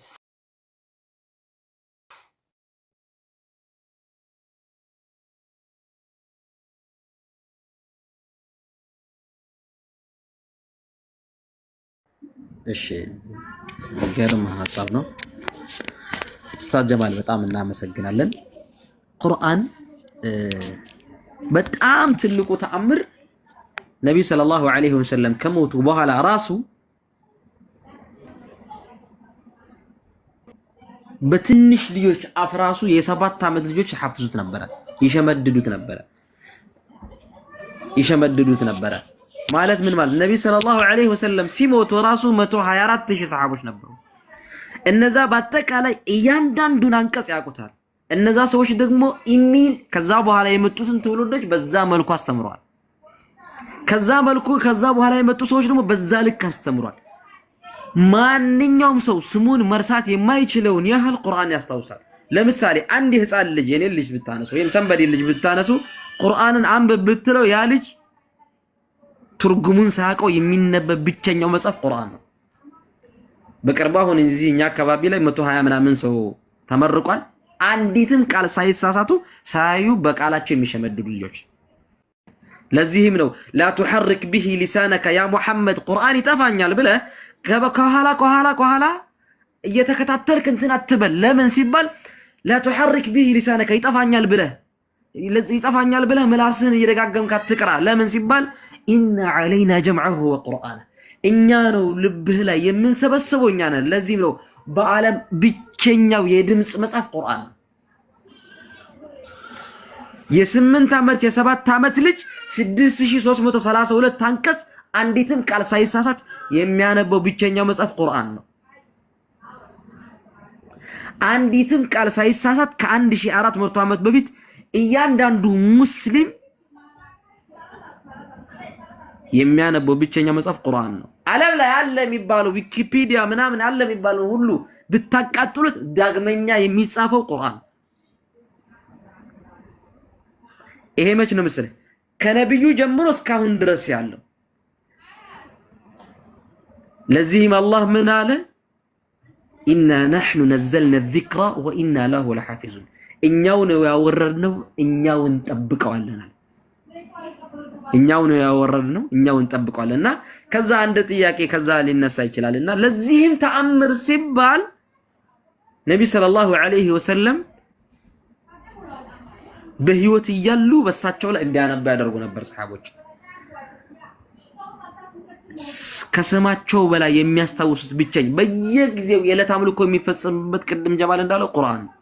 የ10 ዓመት ልጅ ምንም ነገር ሳያውቅ ቁርአን ማንበብ ይችላል፣ ትርጉሙን ሳያውቅ። የሚነበብ በህፃኖችም በትልቆችም በአምልኮም በምንም ቦታ የሚነበብ ብቸኛው መጽሐፍ ቁርአን ነውና ቁርአን ለዚህ ነው አለ የሚባል ሁሉ ዓለም ላይ ያሉ መጽሐፍቶችን አቃጥሉ አሁን እና ቻሌንጅ ቢጀመር ሁላችሁም ያንን መጽሐፍ ደግማችሁ ጻፉት ቢባል የሚጻፍ አንድ መጽሐፍ የለም ኤክሴፕት ቁርአን ካልሆነ በቃ። በዓለም ላይ በትንሹ ከ20 ሚሊዮን በላይ በጭንቅላታቸው ሸምድደው አንዲትን አንቀጽ የማይሳሳቱ ትውልድ ያለበት ብቸኛው መጽሐፍ ያለን ሙስሊሞች ቁርአን ይባላል። ወለቀድ የሰርና القرآن ይሄን ቁርአን በርግጥ አገራ ነው ይላል አላህ። ለዚክሪ فهل من مدكر ህፃን ልጆቻችሁን ሁሱ ቤት ሄዳችሁ የ5 ዓመት ልጅ ህፃን ልጅ ምናምን ትቀራላያችሁ? የእሷ የምትቀራው የ5 ዓመት ልጅ የ6 ዓመት ልጅ የምትቀራው ቁርአን ከ1400 ዓመት በፊት ያለው ቁርአን ጋር ተመሳሳይ ነው። በምንም ተአምር ያልተለወጠ ብቸኛ መጽሐፍ። ቻሌንጅ እናቀርባለን ተለውጣል ብሎ አንዲትን ማንቀጽ ማምጣት የሚችል ሰው የለም። ይሄ ማለት ምን ማለት? በቃል ተሸምድዶ በመጽሐፍ ያለ ብቸኛ መጽሐፍ ነው። ባይጻፍስ ቢሆን በዓለም ብቸኛ የድምጽ መጽሐፍ ቁርአን ምንድነው? ቁርአን። ለዚህም ነው ኢና ዐለይና ጀምዐሁ ወቁርአን ብዙም አትቸገሩ አለ። እኛ እንሰበስበዋለን። አላህ ከፈለገ ምንም ቃል እንዳይናገሩ ያደርግና ቁርአንን ብቻ የሚያደርግ ትውልድ ይፈጥራልና አልሐምዱሊላህ እናመሰግናለን። ቁርአን ይሄ ነው ለተጠየቀው ጥያቄ በቂ ምላሽ ያገኘው ሰው والله ዐለም።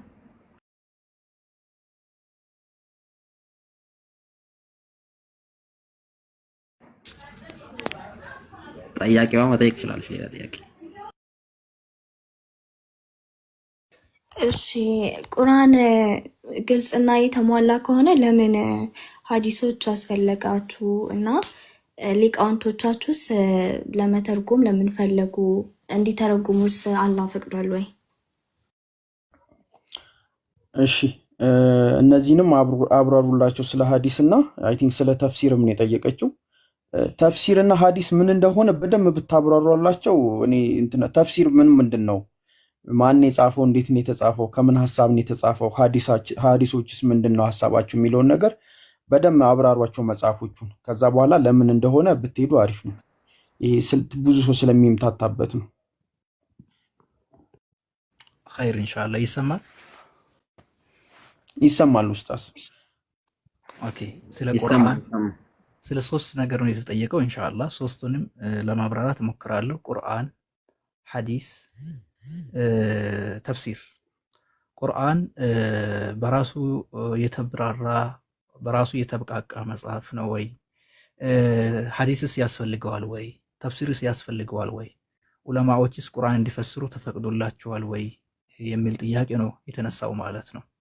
ከመጀመሪያው ቁርአን ምንድነው ሐዲስ ምንድነው የሚለውን ስንነሳ ቁርአን አላህ Subhanahu Wa Ta'ala ቃል በቃል የተናገረው ግልጠተ መለኮት ወይም ደግሞ ራእይ ወይም ደግሞ ሪቪሌሽን ይባላል። ወህይ ተብሎ ነው የሚጠራው በአረብኛ። አላህ Subhanahu Wa Ta'ala ለነቢያት ቃሉን የሚያስተላልፍበት መንገድ ማለት ነውና አላህ ለነብዩ ሰለላሁ ዐለይሂ ወሰለም 2 አይነት ወህይ ነው የሰጣቸው ወይም ደግሞ 2 አይነት ግልጠተ መለኮት ነው የሰጣቸው። አንደኛ ቁርአን ይባላል፣ ሁለተኛ ደግሞ ሐዲስ ይባላል። ሁለቱም ምንጩ ተመሳሳይ ነው። ሁለቱም ምንጩ ከአላህ Subhanahu Wa Ta'ala ዘንድ ነው የመጡት ማለት ነው። ተፍሲር ማለት ደግሞ ምን ማለት ነው? የቁርአንን ማብራሪያ ማለት ነው። እሺ አሁን ለአንድ መጽሐፍ ማብራሪያ ያስፈልገዋል ማለት መጽሐፉ ራሱ የተብቃቃ ያልተብራራ ነው ማለት ነው ወይ ከተባለ አይደለም። ማብራሪያ የሚባለው ነገር አንጻራዊ ነው። ለምሳሌ ለአንድ ክፍል ተማሪ 1 + 1 የተብራራ ነገር አይደለም፣ ግልጽ አይደለም ለአንድ ክፍል ተማሪ። ነገር ግን ለሶስተኛ ክፍል ተማሪ 1 + 1 የተብራራ ነው። ምንድነው ልዩነቱ ከተባለ የአንድ ክፍል ተማሪ 1 + 1 ነው የሚለው ግልጽ ያልሆነበት ምክንያት የሱ የእውቀት መጠን ስላነሰ ገና 2 እንጨት ወይም ደግሞ 2 ነገሮችን ጎን አስቀምጬ ማሳየት ይጠበቅብኛል። ስለዚህ ማብራሪያው ያስፈልገው 1 + 1 ግልጽ ስላልሆነ ሳይሆን የልጁ የመረዳት አቅም በጣም ዝቅ ስላለ ነው።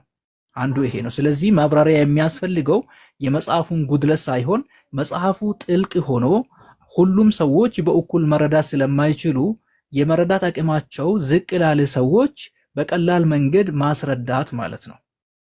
ቁርአን ሙጅመልና ሙፈሰል አለው። ሙጅመል ማለት ምን ማለት ነው? ጥቅላዊ ገለጻ ማለት ነው። አንድ ጥቅላዊ ገለጻ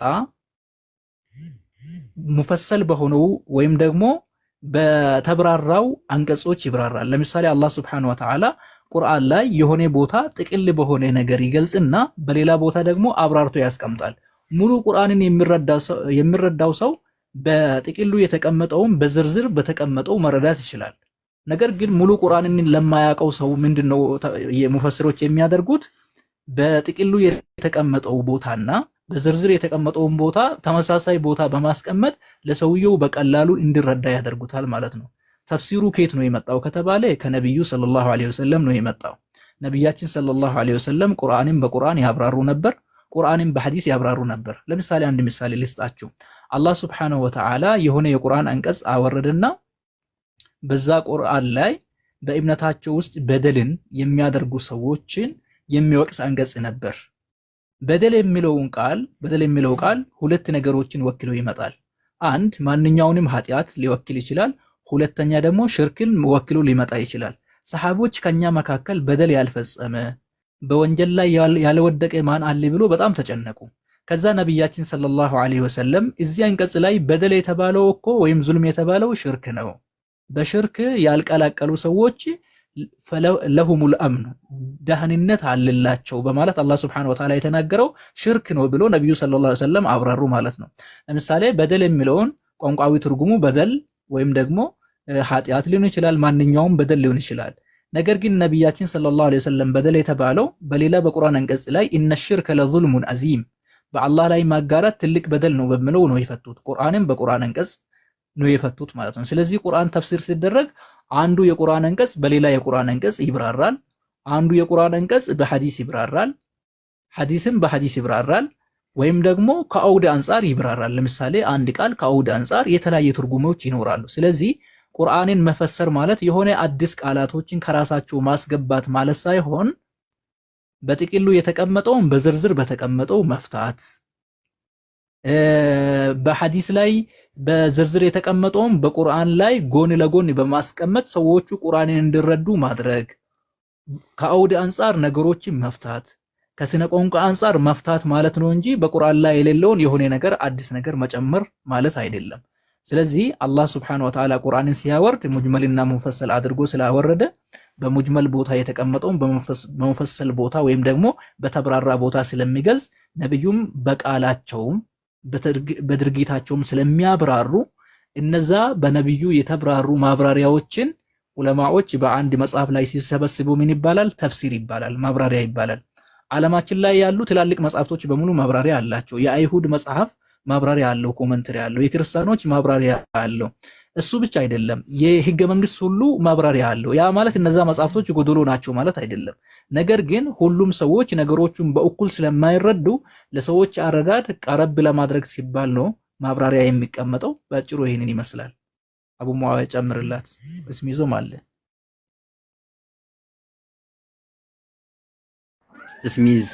እስሚዝ ጨምር ኢንሻአላህ።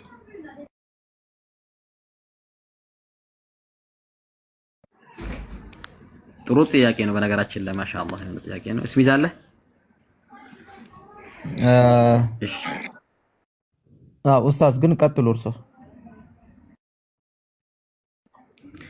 እሺ በጣም ጥሩ ጥያቄ ነው። በጣም የሚገርም መልስ። በጣም ጥሩ ጥያቄ ግን ለእያንድ አሁን በተነሳው ርዕስ ላይ ኮሜንተሪ ለምን ያስፈልጋል? የተብራራ መጽሐፍ አይደለ እንዴ? በራሱ የተብራራ መጽሐፍ ከሆነ ለምን ኮሜንተሪ ሐዲት ለምን አስፈለገ የሚባል ነገሮች ይመጣሉ። እና በሚገርም ሁኔታ ኡስታዝ ጀማል ካነሳው ነጥብ ተንስቼ ባወራውና ለምሳሌ የእያንዳንዱ መጽሐፍ ሰዎች በራሳቸው መንገድ ኤክስፕሌን ያደርጋሉ እንጂ መለኮታዊ የሆነ ከሆነ ሰው ተምረው የመጡት ነገር አለ። ለምሳሌ ቁርአን ነብዩ ሰለላሁ ዐለይሂ ወሰለም ላይ ሲወርድ በጊዜው የተወረደለት መለኮታዊ መገለጥ ነው። ያንን መለኮታዊ መገለጥ አላህ ምን ብሎ ነገረው? ሊቱበይነ ሊናሲ ማ ኑዚለ ኢለይክ አሉ። ወደ አንተ የተወረደው ለሰዎች ልታብራራ ዘንዳ አሉ። ስለዚህ ነብዩ ሰለላሁ ዐለይሂ ወሰለም ለሳቸው የተወረደውን አንቀጽ ያብራራሉ ማለት ነው። በሱረቱ ነጅም አንቀጽ በሱረቱ ነጅም ለሚለው ወማ ينطق عن الهوى ከልቦናው የሚናገር መልእክተኛ አይደለም። የተነገራችሁ ነገራቶች ሁሉ ከመለኮታዊ መገለጥ እንጂ ከራሱ የሚናገረው ነገር አይደለም። ያንን የተወረደለትን መገለጥ ግን ብሪፍ ኤክስፕላኔሽን ያደርጋል። ግልጽ የሆነ ምን ያደርጋል? ኤክስፕሌን ያደርጋል፣ ያስረዳል። ለምን ሲባል ለሰዎች ልታብራራላቸው ዘንዳ ነው። ከመሬት ተነስተው ሰዎች በራሳቸው አመለካከት እንዲፈስሩ ሳይሆን የሚፈለገው መለኮታዊ መገለጥ የመጣለት መልእክተኛ ባብራራላቸው መንገድ መሄድ አለባቸው። ሰው ተነስቶ ይሄን እኔ በራሴ መንገድ ልተርጉሙ በራሴ መንገድ ልተርጉሙ ማለት አይችልም። እንደዛ እንዳይሆን ነው ነብዩ ሰለላሁ ዐለይሂ ወሰለም ሐዲስ መጥቶ መገለጡ ራሱ ነብዩ ሰለም እንዲያስረዱ ራሳቸው እንዲያስረዱ። ለምሳሌ አላህ ሰላትን ስገዱ ይላል። እንዴት እንደሚሰገድ ነብዩ ያሳያል። እንዴት እንደሚሰገድ ነብዩ ያሳያል። በምንድነው አሰጋገድ? እንዴት ነው የሚሰገደው? እንዴት ነው የሚሆነው? እያንዳንዱ ነገራቶች ነብዩ ሰለላሁ ዐለይሂ ወሰለም በመለኮታዊ መገለጥ ያስረዱናል ማለት ነው። ተፍሲር የሚባሉት ደግሞ ነገራቶች ምንድናቸው? ከዛ ከቁርአንና ከነብዩ ሰለላሁ ዐለይሂ ወሰለም ቁርአንን ባስረዱበት መንገዱ ተሰብስቦ አንድ ላይ ተፍሲሮች ይባላሉ። እነዛ ሰዎች ከራሳቸው ተንሰርሶ ሳይሆን ሰነድ የሚባል ነገር አለ። እገሌ ከገሌ ብለው ቀጥታ ከነብዩ የተማሩትን ነገር ነው እንጂ ከመሬት ተነስተው በራሳቸው መንገድ ማስረዳት አይችሉም። ምክንያቱም አላህ Subhanahu Wa Ta'ala ነብዩ ሰለላሁ ዐለይሂ ወሰለም ባመጡት ቁርአንን በነብዩ ሰለላሁ ዐለይሂ ወሰለምና በጊዜው በነበሩበት ሰዎች አረዳድ ነው የምንረዳው። በጊዜው የነበሩ ሰዎች አረዳድ ካልተረዳ ሰው ከመሬት ተነስቶ በራሱ ከዛ ሁሉም የራሱን እምነት ይመሰርታል ማለት ነው። ለዚህም አላህ ቁርአን ላይ ምን አለ? فإن آمنوا بمثل ما آمنتم به فقد اهتدوا እነሱ ባመኑት አምሳያ ከተመራችሁ በእርግጥ ተመርታችኋል።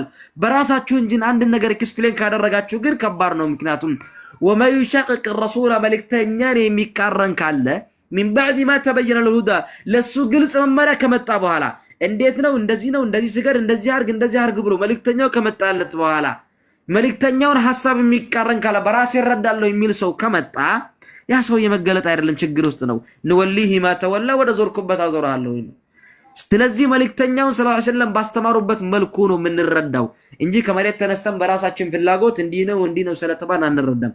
ቁርአንን ለዚህም ነው ሊቱበይነ ሊናስ ማ ኑዚለ ኢለይክ ወደ አንተ የተወረደውን ቁርአን ያ ሙሐመድ ለሰዎች ልታብራራላቸው ዘንድ ስላለ ማብራሪያ ነብዩ ራሳቸው የሚሰጡበት ስለሆነ ከሳቸው ቀጥታ በሰነድ የተቀበልነው እንማራለን እንጂ ሁሉም በራሱ ፍላጎት ከሄደ እያንዳንዱ ሰው የራሱን እምነት ወደ መሰረት ይመጣል ማለት ነው። ለዚህም ነው አብዛኛው ሰው በማብራሪያ ላይ የማይስማማው። ሌሎች እምነታቸው ላይ ካያችሁ ማን ነው ጻፈ ያላቸው? ማን ነው አብራራላቸው? ስልጣን የላቸው። ብዙዎቻቸው እንደዚህም ጉዳይ ስትጠይቀው ስልጣን ነብዩ ሰለላሁ ዐለይሂ ወሰለም ግን አላህ ራሱ ነው ስልጣን የሰጣቸው። ላንተ የተወረደውን ቁርአን ለሰዎች አብራራላቸው። ምክንያቱም ወፈውቀ ኩሉ ذو علم عليم ከአዋቂ በላይ አዋቂ አለ ይላል አላህ። ከዛ አንፃር ነው። ስለዚህ ነብዩ ሰለላሁ ዐለይሂ ወሰለም አላህ ራሱ የሰጣቸው መልእክት ራሳቸው እንዲያብራሩ ስልጣን ስለተሰጣቸው ራሳቸው ያብራራሉ። ሐዲስ ማለት ያ ነው። والله اعلم። ጥያቄ እንደተመለስ ተስፋ እናደርጋለን። ሌላ ጥያቄ ካለ አመሰግናለሁ። መቅዲ ካለ ተቀጥልና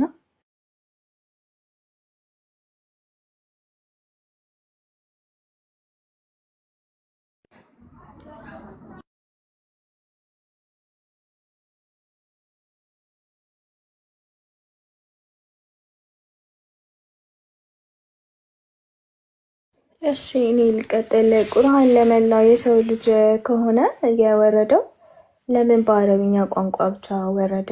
ማለት ለምን በተለያዩ ቋንቋዎች ሳይወርድ? የእስልምና ሃይማኖት ከአረብ ባህል ጋር የተገናኘ አይደለም ወይ ነበረ ጥያቄ።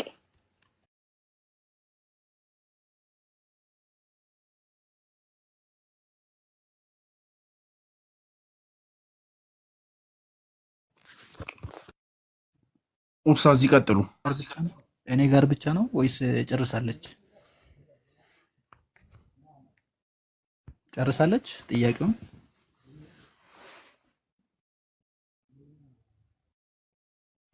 ኤዱ ጥያቄ ቼክ ሲያደርጉሽ መልሽላቸው። እሺ ጨርሳለሁ። ኦኬ እሺ። ቁርአን ለዓለም የተወረደ መጽሐፍ ከሆነ ለምንድን ነው በአረብኛ ቋንቋ የወረደው የሚል ነውና በጣም ጥሩ ጥያቄ ነው የጠየቅሽው። ኦኬ በመጀመሪያ ደረጃ አላህ ሱብሓነሁ ወተዓላ ለነቢያት መልእክት በሚሰጥበት ጊዜ ማንኛውንም ነቢይ እሱ ከወጣበት ማህበረሰብ ቋንቋ እንጂ በሌላ ቋንቋ አይልክም። ማንኛውንም ነቢይ ማለት ነው። ለዛ ነው አላህ ሱብሓነሁ ወተዓላ በቁርአን ላይ ወማ አርሰልና ሚን ረሱሊን ኢላ ቢሊሳኒ ቀውሚሂ ሊዩበይነ ለሁም ማ ኑዚለ ኢለይሂም፣ ማንኛውንም መልእክተኛ እርሱ ከወጣበት ጎሳ ወይም ደግሞ ማህበረሰብ ቋንቋ እንጂ አላክንም። ያንን ያደረግንበት ምክንያት ደግሞ ወደ እነርሱ የተወረደውን እንዲያብራራላቸው ነው ይላል። ለምሳሌ ነቢዩ ሙሐመድ ሰለላሁ ዐለይሂ ወሰለም ከአረብ ምድር ነው የተነሱት። በቻይነኛ ቋንቋ ቢወርድላቸው በዙሪያ ያሉ ማህበረሰቦች አይቀበሉም። ከመቀበል ይልቅ ወደ ማፌዝ ነው የሚያደሉት። እንዴ መልእክተኛው አረብኛ ተናጋሪ ሆኖ ቁርአኑ እንዴት በአጀም ይሆናል? በነገራችን ላይ አላህ ሱብሓነሁ ወተዓላ ይህንን በቁርአን ላይ ተናግረዋል። መልእክተኛው አረብ ሆኖ እሱ እንዴት አጀም ይሆናል ወይም እሱ እንዴት ሌላ ቋንቋ ይሆናል ይሉ ነበር፣ በሌላ ቋንቋ ብናወርድ ኖሮ ብሎ አላህ ሱብሓነሁ ወተዓላ ሰዎች ያኔም ወቀሳ እንደሚያቀርቡ በቁርአን ላይ ተናግረዋል። ስለዚህ ዋናው ዓላማ ምንድን ነው? አንድ መልእክት መጀመሪያ በሚነሳበት ማህበረሰብ ቋንቋ ነው መነሳት ያለበት። በዛ ያ ነቢይ በሚናገረው ቋንቋ ነው መሆን ያለበት። ያ ደግሞ መልእክቱን ይገድባል ማለት አይደለም። ልክ ለምሳሌ እኔ አሁን የተወለድኩት ኢትዮጵያ ላይ ነኝ። በአረብኛ ቋንቋ ተምሬ ነው የደረስኩበት። ቋንቋ ክህሎት ነው፣ ማንም ሰው ተምሮ ሊደርስበት ይችላል። ነገር ግን አላህ ማንኛውንም ነቢይ ወይም ደግሞ መልእክተኛ በሚልክበት ጊዜ በጎሳው ቋንቋ እሱ በተወለደበት ቋንቋ ሲልክ ስለነበረ ያንኑ መንገድ ነው የተከተለው እንጂ አዲስ ነገር አይደለም። መልእክቱ ግን ለዓለም ሁሉ እንደሆነ አላህ ሱብሓነሁ ወተዓላ ነግሮናል። ቋንቋ መልእክቱ የዓለም መሆኑን አይገድበውም። ለዛ ነው አላህ ሱብሓነሁ ወተዓላ በሱረቱል ፉርቃን ላይ ተባረከ ለዚ ነዘለል ፉርቃነ ዐላ ዐብዲሂ ይላል። ምስጋናው ልቅናው ይገባው እሱ ያ በባሪያው ላይ ፉርቃንን ያወረደው ሲል ፉርቃን ከቁርአን ስሞች መካከል አንዱ ነው። ለምን ሲባል ሊየኩነ ሊልዓለሚን ነዚራ፣ ለዓለማት አስጠንቃቂ ይሁን ዘንድ ይላል። ስለዚህ አላህ ሱብሓነሁ ወተዓላ በአረብኛ ቋንቋ ቢያወርደውም ነገር ግን አስጠንቃቂነቱ መመሪያነቱ ለሰው ልጆች ሁሉ ነው የተባለው። ለምን ማንኛውም ሰው የአላህ ሱብሓነሁ ወተዓላ መልእክትን መረዳት እስከፈለገ ድረስ አረብኛ መማር ይችላል። አረብኛ ባይማር ደግሞ የሚያውቁ ሰዎች ይተረጉሙለታል፣ መልእክቱ ይደርሳል። የተፈለገው መልእክቱ መድረስ ስለሆነ በሁሉም ሰዎች ቋንቋ ማውረድም አስፈላጊ አይደለም፣ በሌላ ቋንቋ ማውረድም አስፈላጊ ስላልሆነ ነቢዩ የአረብኛ ቋንቋ ተናጋሪ ስለሆኑ ለሌሎች ነቢያትም ተመሳሳይ መልኩ መጽሐፍቶቹ በእነሱ ቋንቋ ሲወርድ ስለነበረ በዚህ ምክንያት ነው አላህ ሱብሓነሁ ወተዓላ ቁርአንን በአረብኛ ያወረደው እንጂ ቁርአን የወረደው ለሰው ልጆች ሁሉ እንደሆነ ይናገራል። ሊቱኽሪጀ ናሰ ሚነ ዙሉማት ኢለ ኑር ይላል። የሰው ልጆችን በአጠቃላይ ከጨለማዎች ወደ ብርሃን ታወጣ ዘንድ ነው ቁርአንን ወደ አንተ ያወርድ ነው በማለት ይናገራል። በአጭሩ ይህንን ይመስላል። አቡ ሙአዊያና ሌሎቻችሁም ጨምሩላት። መርሃባ። የተወሰነ ፖይንት ለመጨመር ያክል እዚህ ላይ ጥሩ በነገራችን ላይ በጣም ኮር ፖይንቶችን ነው የምታነሳውና ጥያቄዎችሽ ደስ ይላሉ። ማሻአላህ ኡስታዞችም ጥሩ አድርገው እየመለሱ ነው። በአንድ ቋንቋ አላህ ሱብሓነሁ ወተዓላ ያወረደው ኡስታዝ ጀማል እንደነገሩሽ አላህ ሱብሓነሁ ወተዓላ ነቢያቶችን ሲልክ ያ ነቢይ በሚረዳውና ያ ነቢይ ደግሞ ፕሪች የሚያደርገው ወይም ደግሞ በዘመኑ በአካባቢው የነበሩ ሰዎች የሚያስተምረውን ተመሳሳይ የሆነ ቋንቋ ነበር የሚልከው። በተመሳሳይ ቋንቋ ይልክላቸው ነበረ ነው አንደኛ ፖይንት እሱ ሆኖ ሳለ፣ ሌላው ደግሞ አረብኛ ቋንቋ በራሱ ደግሞ በጣም ሪች የሆነ ላንጉጅ ነው። ምናልባት እዚህ አረብኛ ቋንቋ ላይም እና ኡስታዝም ከዚህ የበለጠ ሊናገሩ ይችላሉ። በጣም ውስጡ ስትራክቸሩ በአንድ ቃል እንኳን ብዙ መልእክቶችን መያዝ የሚችል በአንድ ቃል ብዙ መልእክቶችን የማያዝ የሚችል በጣም ክሊር አድርጎ መልእክቶችን ማስተላለፍ የሚችል ዴብዝ ያለው ቋንቋ ነው። የመጨረሻውን አላህ Subhanahu Wa Ta'ala አረብኛ አድርጎ ቁርአንን በሚያወርደው ጊዜ ማለት ነው። ሌላው በአንድ ቋንቋ የመሆኑ ሌላው ምክንያት ለጥበቃ ነው። አላህ Subhanahu Wa Ta'ala ማለት ነው ለአንድነትና ለጥበቃ የሚሆነው በአንድ ቋንቋ አላህ Subhanahu Wa Ta'ala እነዛ ነብያቶች በሚችሉት ቋንቋ ሲያወርድ ነው። ያ ማለት ምን ማለት ነው? ለምሳሌ በተለያየ ቋንቋ ቢወርድ ኖሮ ቁርአን ሁሉም ሰው የተለያየ የሆነ የራሱ የሆነ አመለካከትና ኢንተርፕሬሽን ይኖረዋል። የተለያየ ትራንስሌሽን ትርጉሞች ይኖሩታል። እዛ ጋር ያለው አይደለም አንዱ በአረብኛ ብቻ አይደለም ሌሎች ቋንቋዎች እንኳን ስላይትሊ የአረብኛ ዲፈረንስ እንኳን የየራሱ የሆነ የተለያየ ትርጉሞች ሊኖሩት ይችላል። ስለዚህ አንዱ ኦሪጂናል የሆነ ቴክስት ያስፈልገናል ዓለምን በአጠቃላይ የሚያስማማ ማለት ነው። ግልጽ ነው።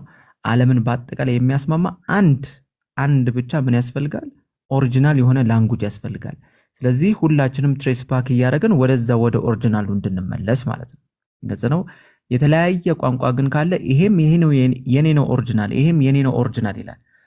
ግን ኦሪጂናሎቹ ራሱ ካልተስማሙ የዛኔ ነው ችግር የሚፈጠረው። ስለዚህ አንድ ቋንቋ ዩኒቲ የሚፈጠር ማለት ነው። ለሁሉንም አንድ የሚያደርግ በአንድ ቋንቋ በአረብኛ ቋንቋ መውረዱ ሁሉንም ወደሚያስማማው ወደ አንድ ቋንቋ ይመልሳል ማለት ነው። ወደሚያስማማው ኢነሴንስ ምን ማለት ነው? ትክክለኛው መልእክቱ ያ የቁርአኑ ምንድነው ብለን ስንመለስ ለምሳሌ አሁን ቁርአን በተለያየ ቋንቋ ተተርጉሟል። በኦሮምኛ፣ በአረብኛ፣ በእንግሊዘኛ፣ በአማርኛ በብዙ ቋንቋዎች ተተርጉሟል። እነዚህ የተተረጎሙት ለምሳሌ ትክክል አይደሉም ብለን ካሰብን ወዴት ነው የምንመለሰው? ወደ አረብኛው እንመለሳለን። ስለዚህ አንድ ቋንቋ መውረዱ ሁሉንም የሚያስማማ አንድ ሲንግል ዩኒቲን ይፈጥራል ማለት ነው። ስለዚህ አረብኛ ሆኖ መውረዱ ለሌሎች ለዓለም ወይም ደግሞ ለዓለም አልተላከም የሚለውን ስለማያዝ ለምሳሌ ባጭሩ አሁን ላይ ለምሳሌ ኤደን እንደው ዝም ብዬ አንቺን ልጠይቅሽ አሁን ላይ ለምሳሌ ብዙ ሙስሊም አረብ ነው ወይስ ከአረብ ውጭ ያለ ነው ይመስልሽ ኤደን? እንዲሁ ዝም ብለሽ ማለት ነው ስትገምጂ። አረብ ነው የሚመስለኝ። አዎ አረብ ነው ይመስልሽ። ባይገርምሽ በአሁን ላይ ግን ዓለም ላይ 80% በላይ የሚሆነው ሙስሊም አረብ አይደለም፣ አረብ ያልሆኑ ናቸው። የአረብ ሙስሊም 20% ቢሆን ነው አረቡ ዓለም ሙስሊሙ ማለት ነው። ከሙስሊሙ ፐርሰንቴጅ 20% ቱ ዘ ማክሲመም 30% ቢደርስ ብዙውን ፐርሰንት የሚያጠቃልለው አረብ ያልሆኑት ናቸው። አሁን ይሄ በቃ በጣም ክሊር እና ኒት የሆነ ፕሩፍ ነው። ለምን ቁርአን በአረብኛ መውረዱ ለዓለም አይደለም የሚለውን ዲስፕሩፍ ለማድረግ ማለት ነው። ግልጽ ነው፣ ዲስፕሩፍ ለማድረግ። ስለዚህ ኤዥያ ብትሄጂ እንደነ ኢንዶኔዥያ ብትሄጂ ሰብሳሃራ አካባቢዎች ብትሄጂ ኢሮፕ፣ አሜሪካ እንደዚህ በአጠቃላይ ብትሄጂ እነዚህን አግሪጌት አድርገን በፐርሰንት ብናስቀምጣቸው ከ70% በላይ የሚሆነው ሙስሊሙ አረብ አይደለም። 20% ወይ 25% ነው አረቡ ማለት ነው። አረብ ሙስሊሙ ማለት ሙስሊሙ። ስለዚህ አንድ ቋንቋ መኖሩ ለዓለም መሆኑን አያግደውም። እንዲሁም ደግሞ ዩኒቲን የሚያስጠብቅ ነው ማለት ነው። ይሄን ይመስላል ሄደ። እሺ ስሚዞ ጀዛከላ ኸይር። እንትን ነው አሁን መልሶች ሲሰጡ ብዙን ጊዜ በተቻለ መጠን አጠር ለማድረግ ይሞከራል። ለምን እንዳይበዛባችሁና ያው ጨጓራችሁ እንዳትታመሙ።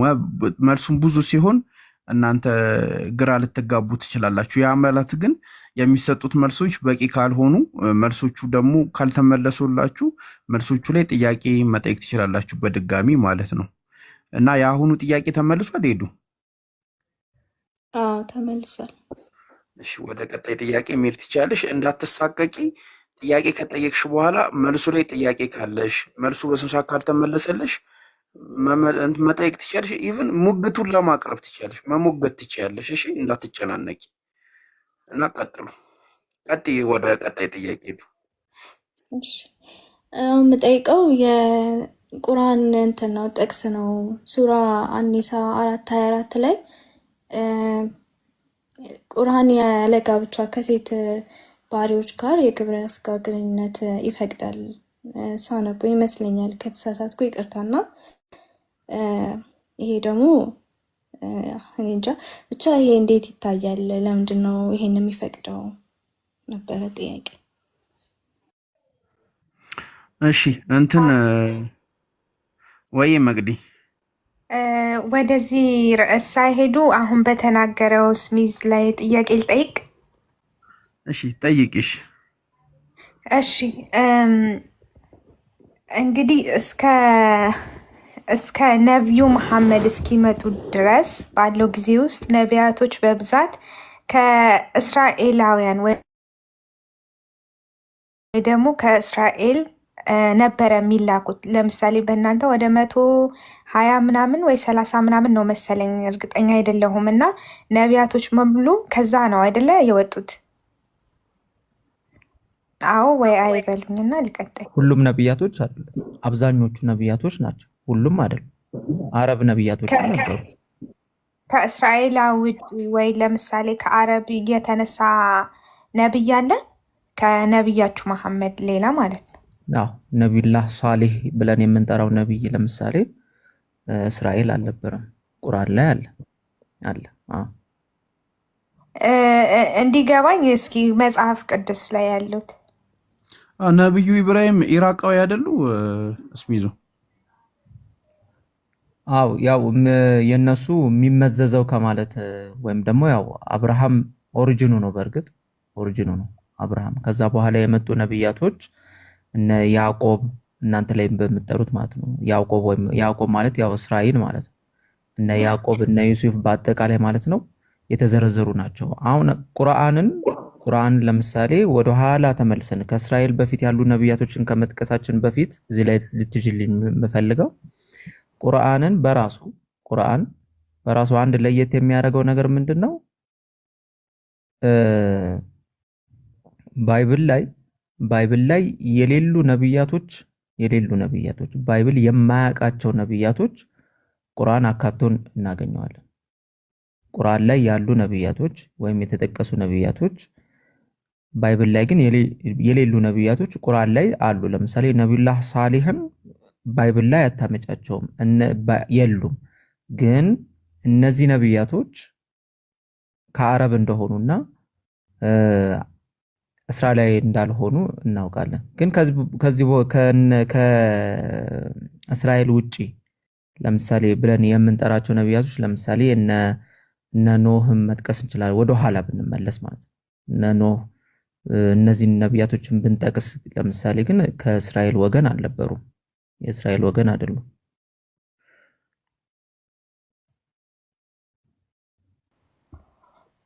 ስለዚህ ከነቢያችሁ መሐመድ ለማለት ነው ፖይንቱ።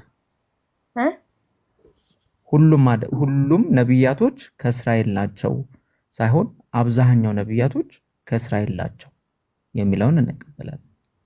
ሁሉም ግን ሁሉም ነብያቶች እስራኤል ናቸው። ኦኬ እሺ እስሚዞ የቁርአኑን አያ ክፈትና ኡስታዝ ጀማል ይቀጥሉ። ከዛ እናንተ እየጨመራችሁ ትሄዳላችሁ። ኦኬ ምን ነበረ? 4:24 መሰለኝ ሱረቱ ኒሳ ላይ ያለው ማለት ነው። እሺ ኡስታዝ ጀማል ቀጥሉ፣ አክላለሁ። እሺ በመጀመሪያ ደረጃ በእስልምና ከተከለከሉት ትላልቅ ወንጀሎች መካከል አንዱ ዝሙት ነው። በእስልምና በዝሙትን በተመለከተ ዝሙት ብቻ ሳይሆን ወደ ዝሙት የሚወስዱ መንገዶች በሙሉ ክልክል ናቸው። ለምሳሌ ወደ ዝሙት የሚወስዱት የሚባለው በአይን ማየት፣ በእጅ አጅነቢ የሆነችን ሴት መንካት፣ ከሷ ጋር ብቻ መሆን አጠቃላይ እየተከለከለ ነው በእስልምና። አላህ ሱብሓነሁ ወተዓላ በቁርአን ላይ ወላ ተቅረቡ ዚና ኢነሁ ካነ ፋሒሸተን ወመቅተን ወሳአ ሰቢላ ይላል። ወደ ዝሙት አትቅረቡ ነው ያለው። ወደ ዝሙት መቅረብ ነው የተከለከለው በእስልምና። መስራት ሳይሆን መቅረብ ራሱ ተከልክሏል። እንደዚህ ብላችሁ ወደዛ እንዳትቀርቡ ብሎ አላህ Subhanahu Wa Ta'ala በቁርአን ከልክለዋል። የአማኞችን ባህሪ ሲናገር ወላ የዝኑን ይላል፣ ዝሙት የማይፈጽሙ ናቸው በማለት አላህ Subhanahu Wa Ta'ala ይናገራል። ስለዚህ በእስልምና ዝሙት የተከለከለ ነው። ሱረቱ ኒሳ ምዕራፍ 4 ቁጥር 24 ወይ እንትን እስሚዝ ቁርአኑን ክፈቶሽ እየተነበበ እያየ ነው እንድንሄድ ከቻል ክፈት እስሚዝ እየተነበበ ቢወራ ይሻላል። ኸይር እሺ ኡስታዝ አቡ ሙአዊያ እንትን ስለሚላቸው ነው። እሺ ከፍታል። ቀጥል ችግር የለም። እሺ 4:24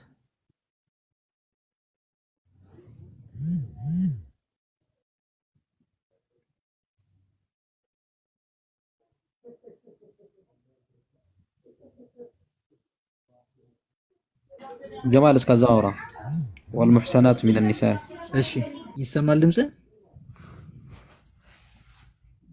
እሺ ሱረቱ ኒሳ ምዕራፍ 4 ቁጥር 24 ላይ ያለው ስለ ጋብቻ ነው የሚያወራው።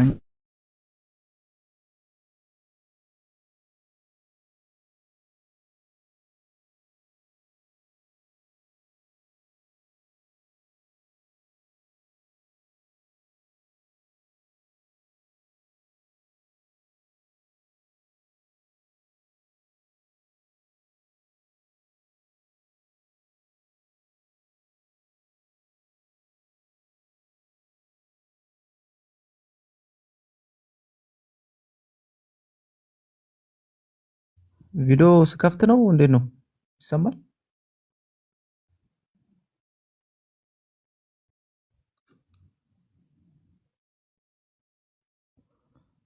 ኦኬ ተቋርጦባቸው። አዎ በቃ ምን እናደርግ? ኤዱ አለሽ? ኤዱ እንትን ቁርአን እጅሽ ላይ አለ? አይ የለም። ኦኬ ስልክ ነው ያለው። እሺ እያነበው እስሚዙ እንዴት ይሻላል?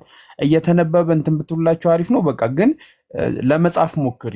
ከዛ በኋላ ቼክ ታደርጊዋለሽ ከቁርአን አያው ጋር ሄደሽ። እሺ ለከ ቁርአን አያ ጥያቄ ጠቅሹን ጻፊና መልሱ የገባሽን በዚህ ልክ ተመልሶልኛል ካልሽ በኋላ ከጥቅሱ ጋር ሄደሽ ታስተያዩዋለሽ።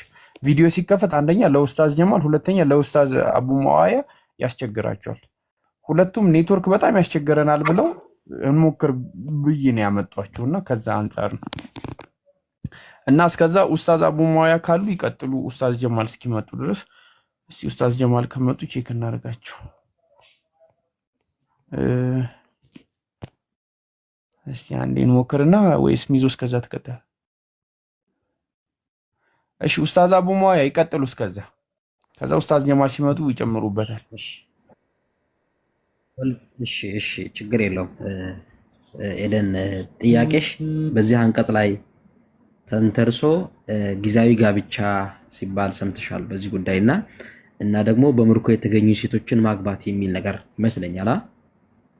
ጥያቄ ይመስለኛል። ገንዘብ ሰጥቷቸው እንደዛ ወልሙሕሰናቱ። እሺ እንደዚህ አይነት ነገር አሁን አንድ ነገር መጥፎ ነው ትክክል አይደለም የሚባለው ግልጽ የሆነ ማስረጃዎች ቀርበውበታል። ለምሳሌ ዝሙት አይቻልም። ኔትወርክ ይሰማል? ኔትወርክ ይሰማል። ኡስታዝ ቀጥሉ። ስለዚህ ከየት አንፃር ነው የሚባለው? ስለዚህ ዝሙት በእስልምና እንደማይፈቀድ ግልጽ ማስረጃ ቅድም ኡስታዝ ጀማል አቅርቧል። ከዛ ውጭ ያለው ነገር ምን ተብሎ ይጠራል? ደግሞ መለከት ሃይማን ይባላል። መለከት ሃይማኖት ማለት በምርኮ የተያዙ ሴቶች ማለት ነው። እነዛ ሰዎች ምን ይባላሉ? መህር ይሰጣቸዋል። መህር ማለት ምን ማለት ነው? ገንዘብ ማለት ነው። አንድ ነገር ሲፈጸም ትዳር ሲፈጸም የሚሰጠው ገንዘብ ምን ተብሎ ይጠራል? በእስልምና መህር ተብሎ ይጠራል። ጊዜያዊ ጋብቻ በጊዜው ተፈጽሟል እንደ ይባላል። አሁን ላይ ጊዜያዊ ጋብቻ የሚባለው ነገር በአረቦች ዘመን በዛ ዘመን የነበረ ነገር ነው። በዛ ዘመን የነበረ ነገር ነው። ግን ቁርአን እና ነብይ ሰለላሁ ዐለይሂ ወሰለም በሐዲታቸው መጥተው ያ ምን ሆኗል? ተሽሯል። አይፈቀድም በእስልምና። ግን በጊዜው ሲፈቀድ ነበረ። በጊዜው ማህበረሰቡ ዘንዳ እንደዚህ አይነት ነገራቶች ነበሩ። ማህር ተሰጥቷቸው እያገቡ እንትን እያሉ ሲመጡ ሴቶቻቸውና የባህል የአረብ ባህል ስለነበረ በጊዜው ነቢ ሰለላሁ ዐለይሂ ወሰለም ከጦርነት በኋላ ከለከሉ ያንን ህግና ተሽሯል። ሁለተኛ መለከት ሃይማን ይባላል። መለከት ሃይማኖት ማለት የተመለኩ በምርኮ የተያዙ ባሮች በምርኮ የተያዙ ባሮች ምን ተብሎ ይጠራሉ? መለከት ሃይማን ይባላሉ።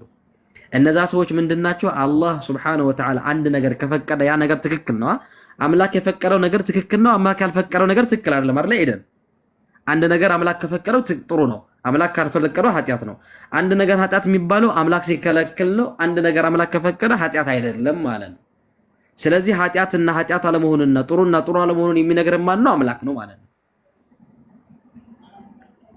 ከዛ አንፃር ተነስተን ስለዚህ አንቀጽ ስናወራ በዚህኛው አንቀጽ ስለ ሙትዓ የሚያወራው ከሆነ ሙትዓ በእስልምና የተከለከለ ነው። ሐዲሱን ሰለላሁ ቡኻሪ ላይ የመጡ ሐዲሶች አሉ። ተከልክሏል። ማስረጃ ማሳየት እንችላለን፣ ቪዲዮ መክፈት ከቻልኩ። ሁለተኛው ደግሞ ማህር ነው። ማህር ማለት ደግሞ ጥሎች ነው። በገንዘቦቻቸው መግዛት ሲባል በገንዘብ የሚገዙ ነገራቶች አሉ ማለትን ያስይዝ። ማህር የሚባል ነገር አለ። የትኛው ሙስሊም አንድ ሴትን ለማግባት ሲፈልግ በአማርኛ ጥሎች ሊሆን ይችላል። ጥሎች ኤግዛክትሊ ያንን ነገር ይገልጿል ብዬ ስለማላምን ጥሎች የሚለውን ቃል ማጠቀም ስለማልፈልግ ነው። ምክንያቱም አላህ አቱ ኒሳ ሰዱቃቲሂነ ኒህላ ይላል። ለእያንዳንዳቸው ሴቶች በጊዜው የሚያስፈልጋቸውን ነገር ስጧቸው ይላል። ጥሎች ማለት ነው። ስለዚህ ከዛ አንፃር ማህር የሚባል ነገር ለሴት ልጅ ይሰጣል። ሲሰጥ ምንድነው? ገንዘብ ነው የሚሰጠው፣ ራቶች ይሰጣሉ እንጂ ከዛ ውጭ ይሄ የጊዜያዊ ጋብቻ የሚባለው ነገር በእስልምና ላይ የተከለከለ ነገር ነው። አሁን ላይ ድምጼ ከተሰማ ስለዚህ በዛን ጊዜ ግን አላህ ፈቅዶ ነበር አይደል? አላህ ፈቅዶ ሳይሆን በጊዜው ሰዎቹ ማህበረሰቦቹ ሲፈጽሙት የነበረ ድርጊት ነው። ያንን ድርጊት ለመከለከል አንድ ሰው የሆነ ነገር ለመከልከል ምን ማድረግ አለብሽ?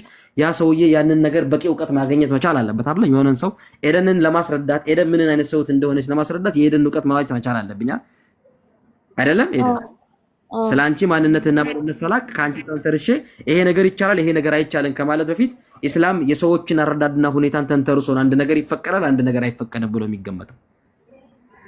ስለዚህ በጊዜው እነዛ ሰዎች ሲያደርጉት የነበረው ነገር ነውና በጊዜው ሲደረግ ነበረ። ከዛ ነገር ግን በኋላ ኢስላም ከመጣ በኋላ ነብዩ ሰለላሁ ዐለይሂ ወሰለም ከመጡ በኋላ ግን ተከለከለ። ከነብዩ ሪሳላ ከመምጣታቸው በፊትም ሲያደርጉት የነበረ ነገር ነው። ነብዩ በሃይማኖት የፈቀደላቸው ነገር አይደለም። ይሄ ነብዩ ከመጡ ነብይ ከሆነ በኋላ የተፈቀደ ነገርም አይደለም። ገብቶሻል? በጊዜው በተለምዶ ሲደረግ የነበረ ነገር ነው። ያ ነገር ደግሞ ትክክል አለመሆኑን መልእክተኛው አስረዱ። ገብቶሻል? አዎ ተረድቻለሁ። ለምሳሌ በጊዜው በሌላ ምሳሌ ልስጥሽና በጊዜው ነብዩ ሰለላሁ ዐለይሂ ወሰለም ሲመጡ መጠጥ ይጣጣ ነበር በቁረይሽ ማህበረሰቦች ዘንዳ። እነዛን ሰዎች መጠጥ የሚጠጡ ሰዎችን መጠጥ እርም ነው ምናምን የሚባል ነገር አላመጣም። መጠጥ ክፉ መሆኑንና ምንነቱንና ሰላት ላይ ምናምን ብሎ ካላመደ በኋላ ነው አንድ ነገር ክልክል ነው የሚደረግና አንድ ነገር ወዲያውኑ መጥቶ ክልክል ቢደረግ ኑሮ መጠጥ ማንንም አይተውም ነበር ይላል። እና ስሩ ፕሮሲጀር ተጠቅሞ ነው አላህ አንድ ነገር ከሶስም ስለዚህ ብዙ ጊዜ በተለምዶ የሚባሉ ነገራቶች አሉ አይደል? የሆነን ሰውዬ ሁሉን ነገር ተው ስትል በፕሮሲጀር መከልከል ነው ትክክል የሚሆን አይደል? አንቺ ስትፈጽሚው ነገር አንድ ጊዜ አታርጊ ከምትባይ የሆነን ነገር ያ ነገር ጥሩና መጥፎ መሆንና ጉዳቱና ምንነቱን ከተነገረሽ በኋላ ብትከለከል ይችላል። ዝም ብለሽ በደፈናው ክልክል ነው ብትባይ ይሻልሻል። ምክንያት ሳትነገሪ ጥቅሙና ጉዳቱ ሳይነገርሽ አንድ ነገር ክልክል ነው ከምትባይ ጉዳትና ጥቅሙ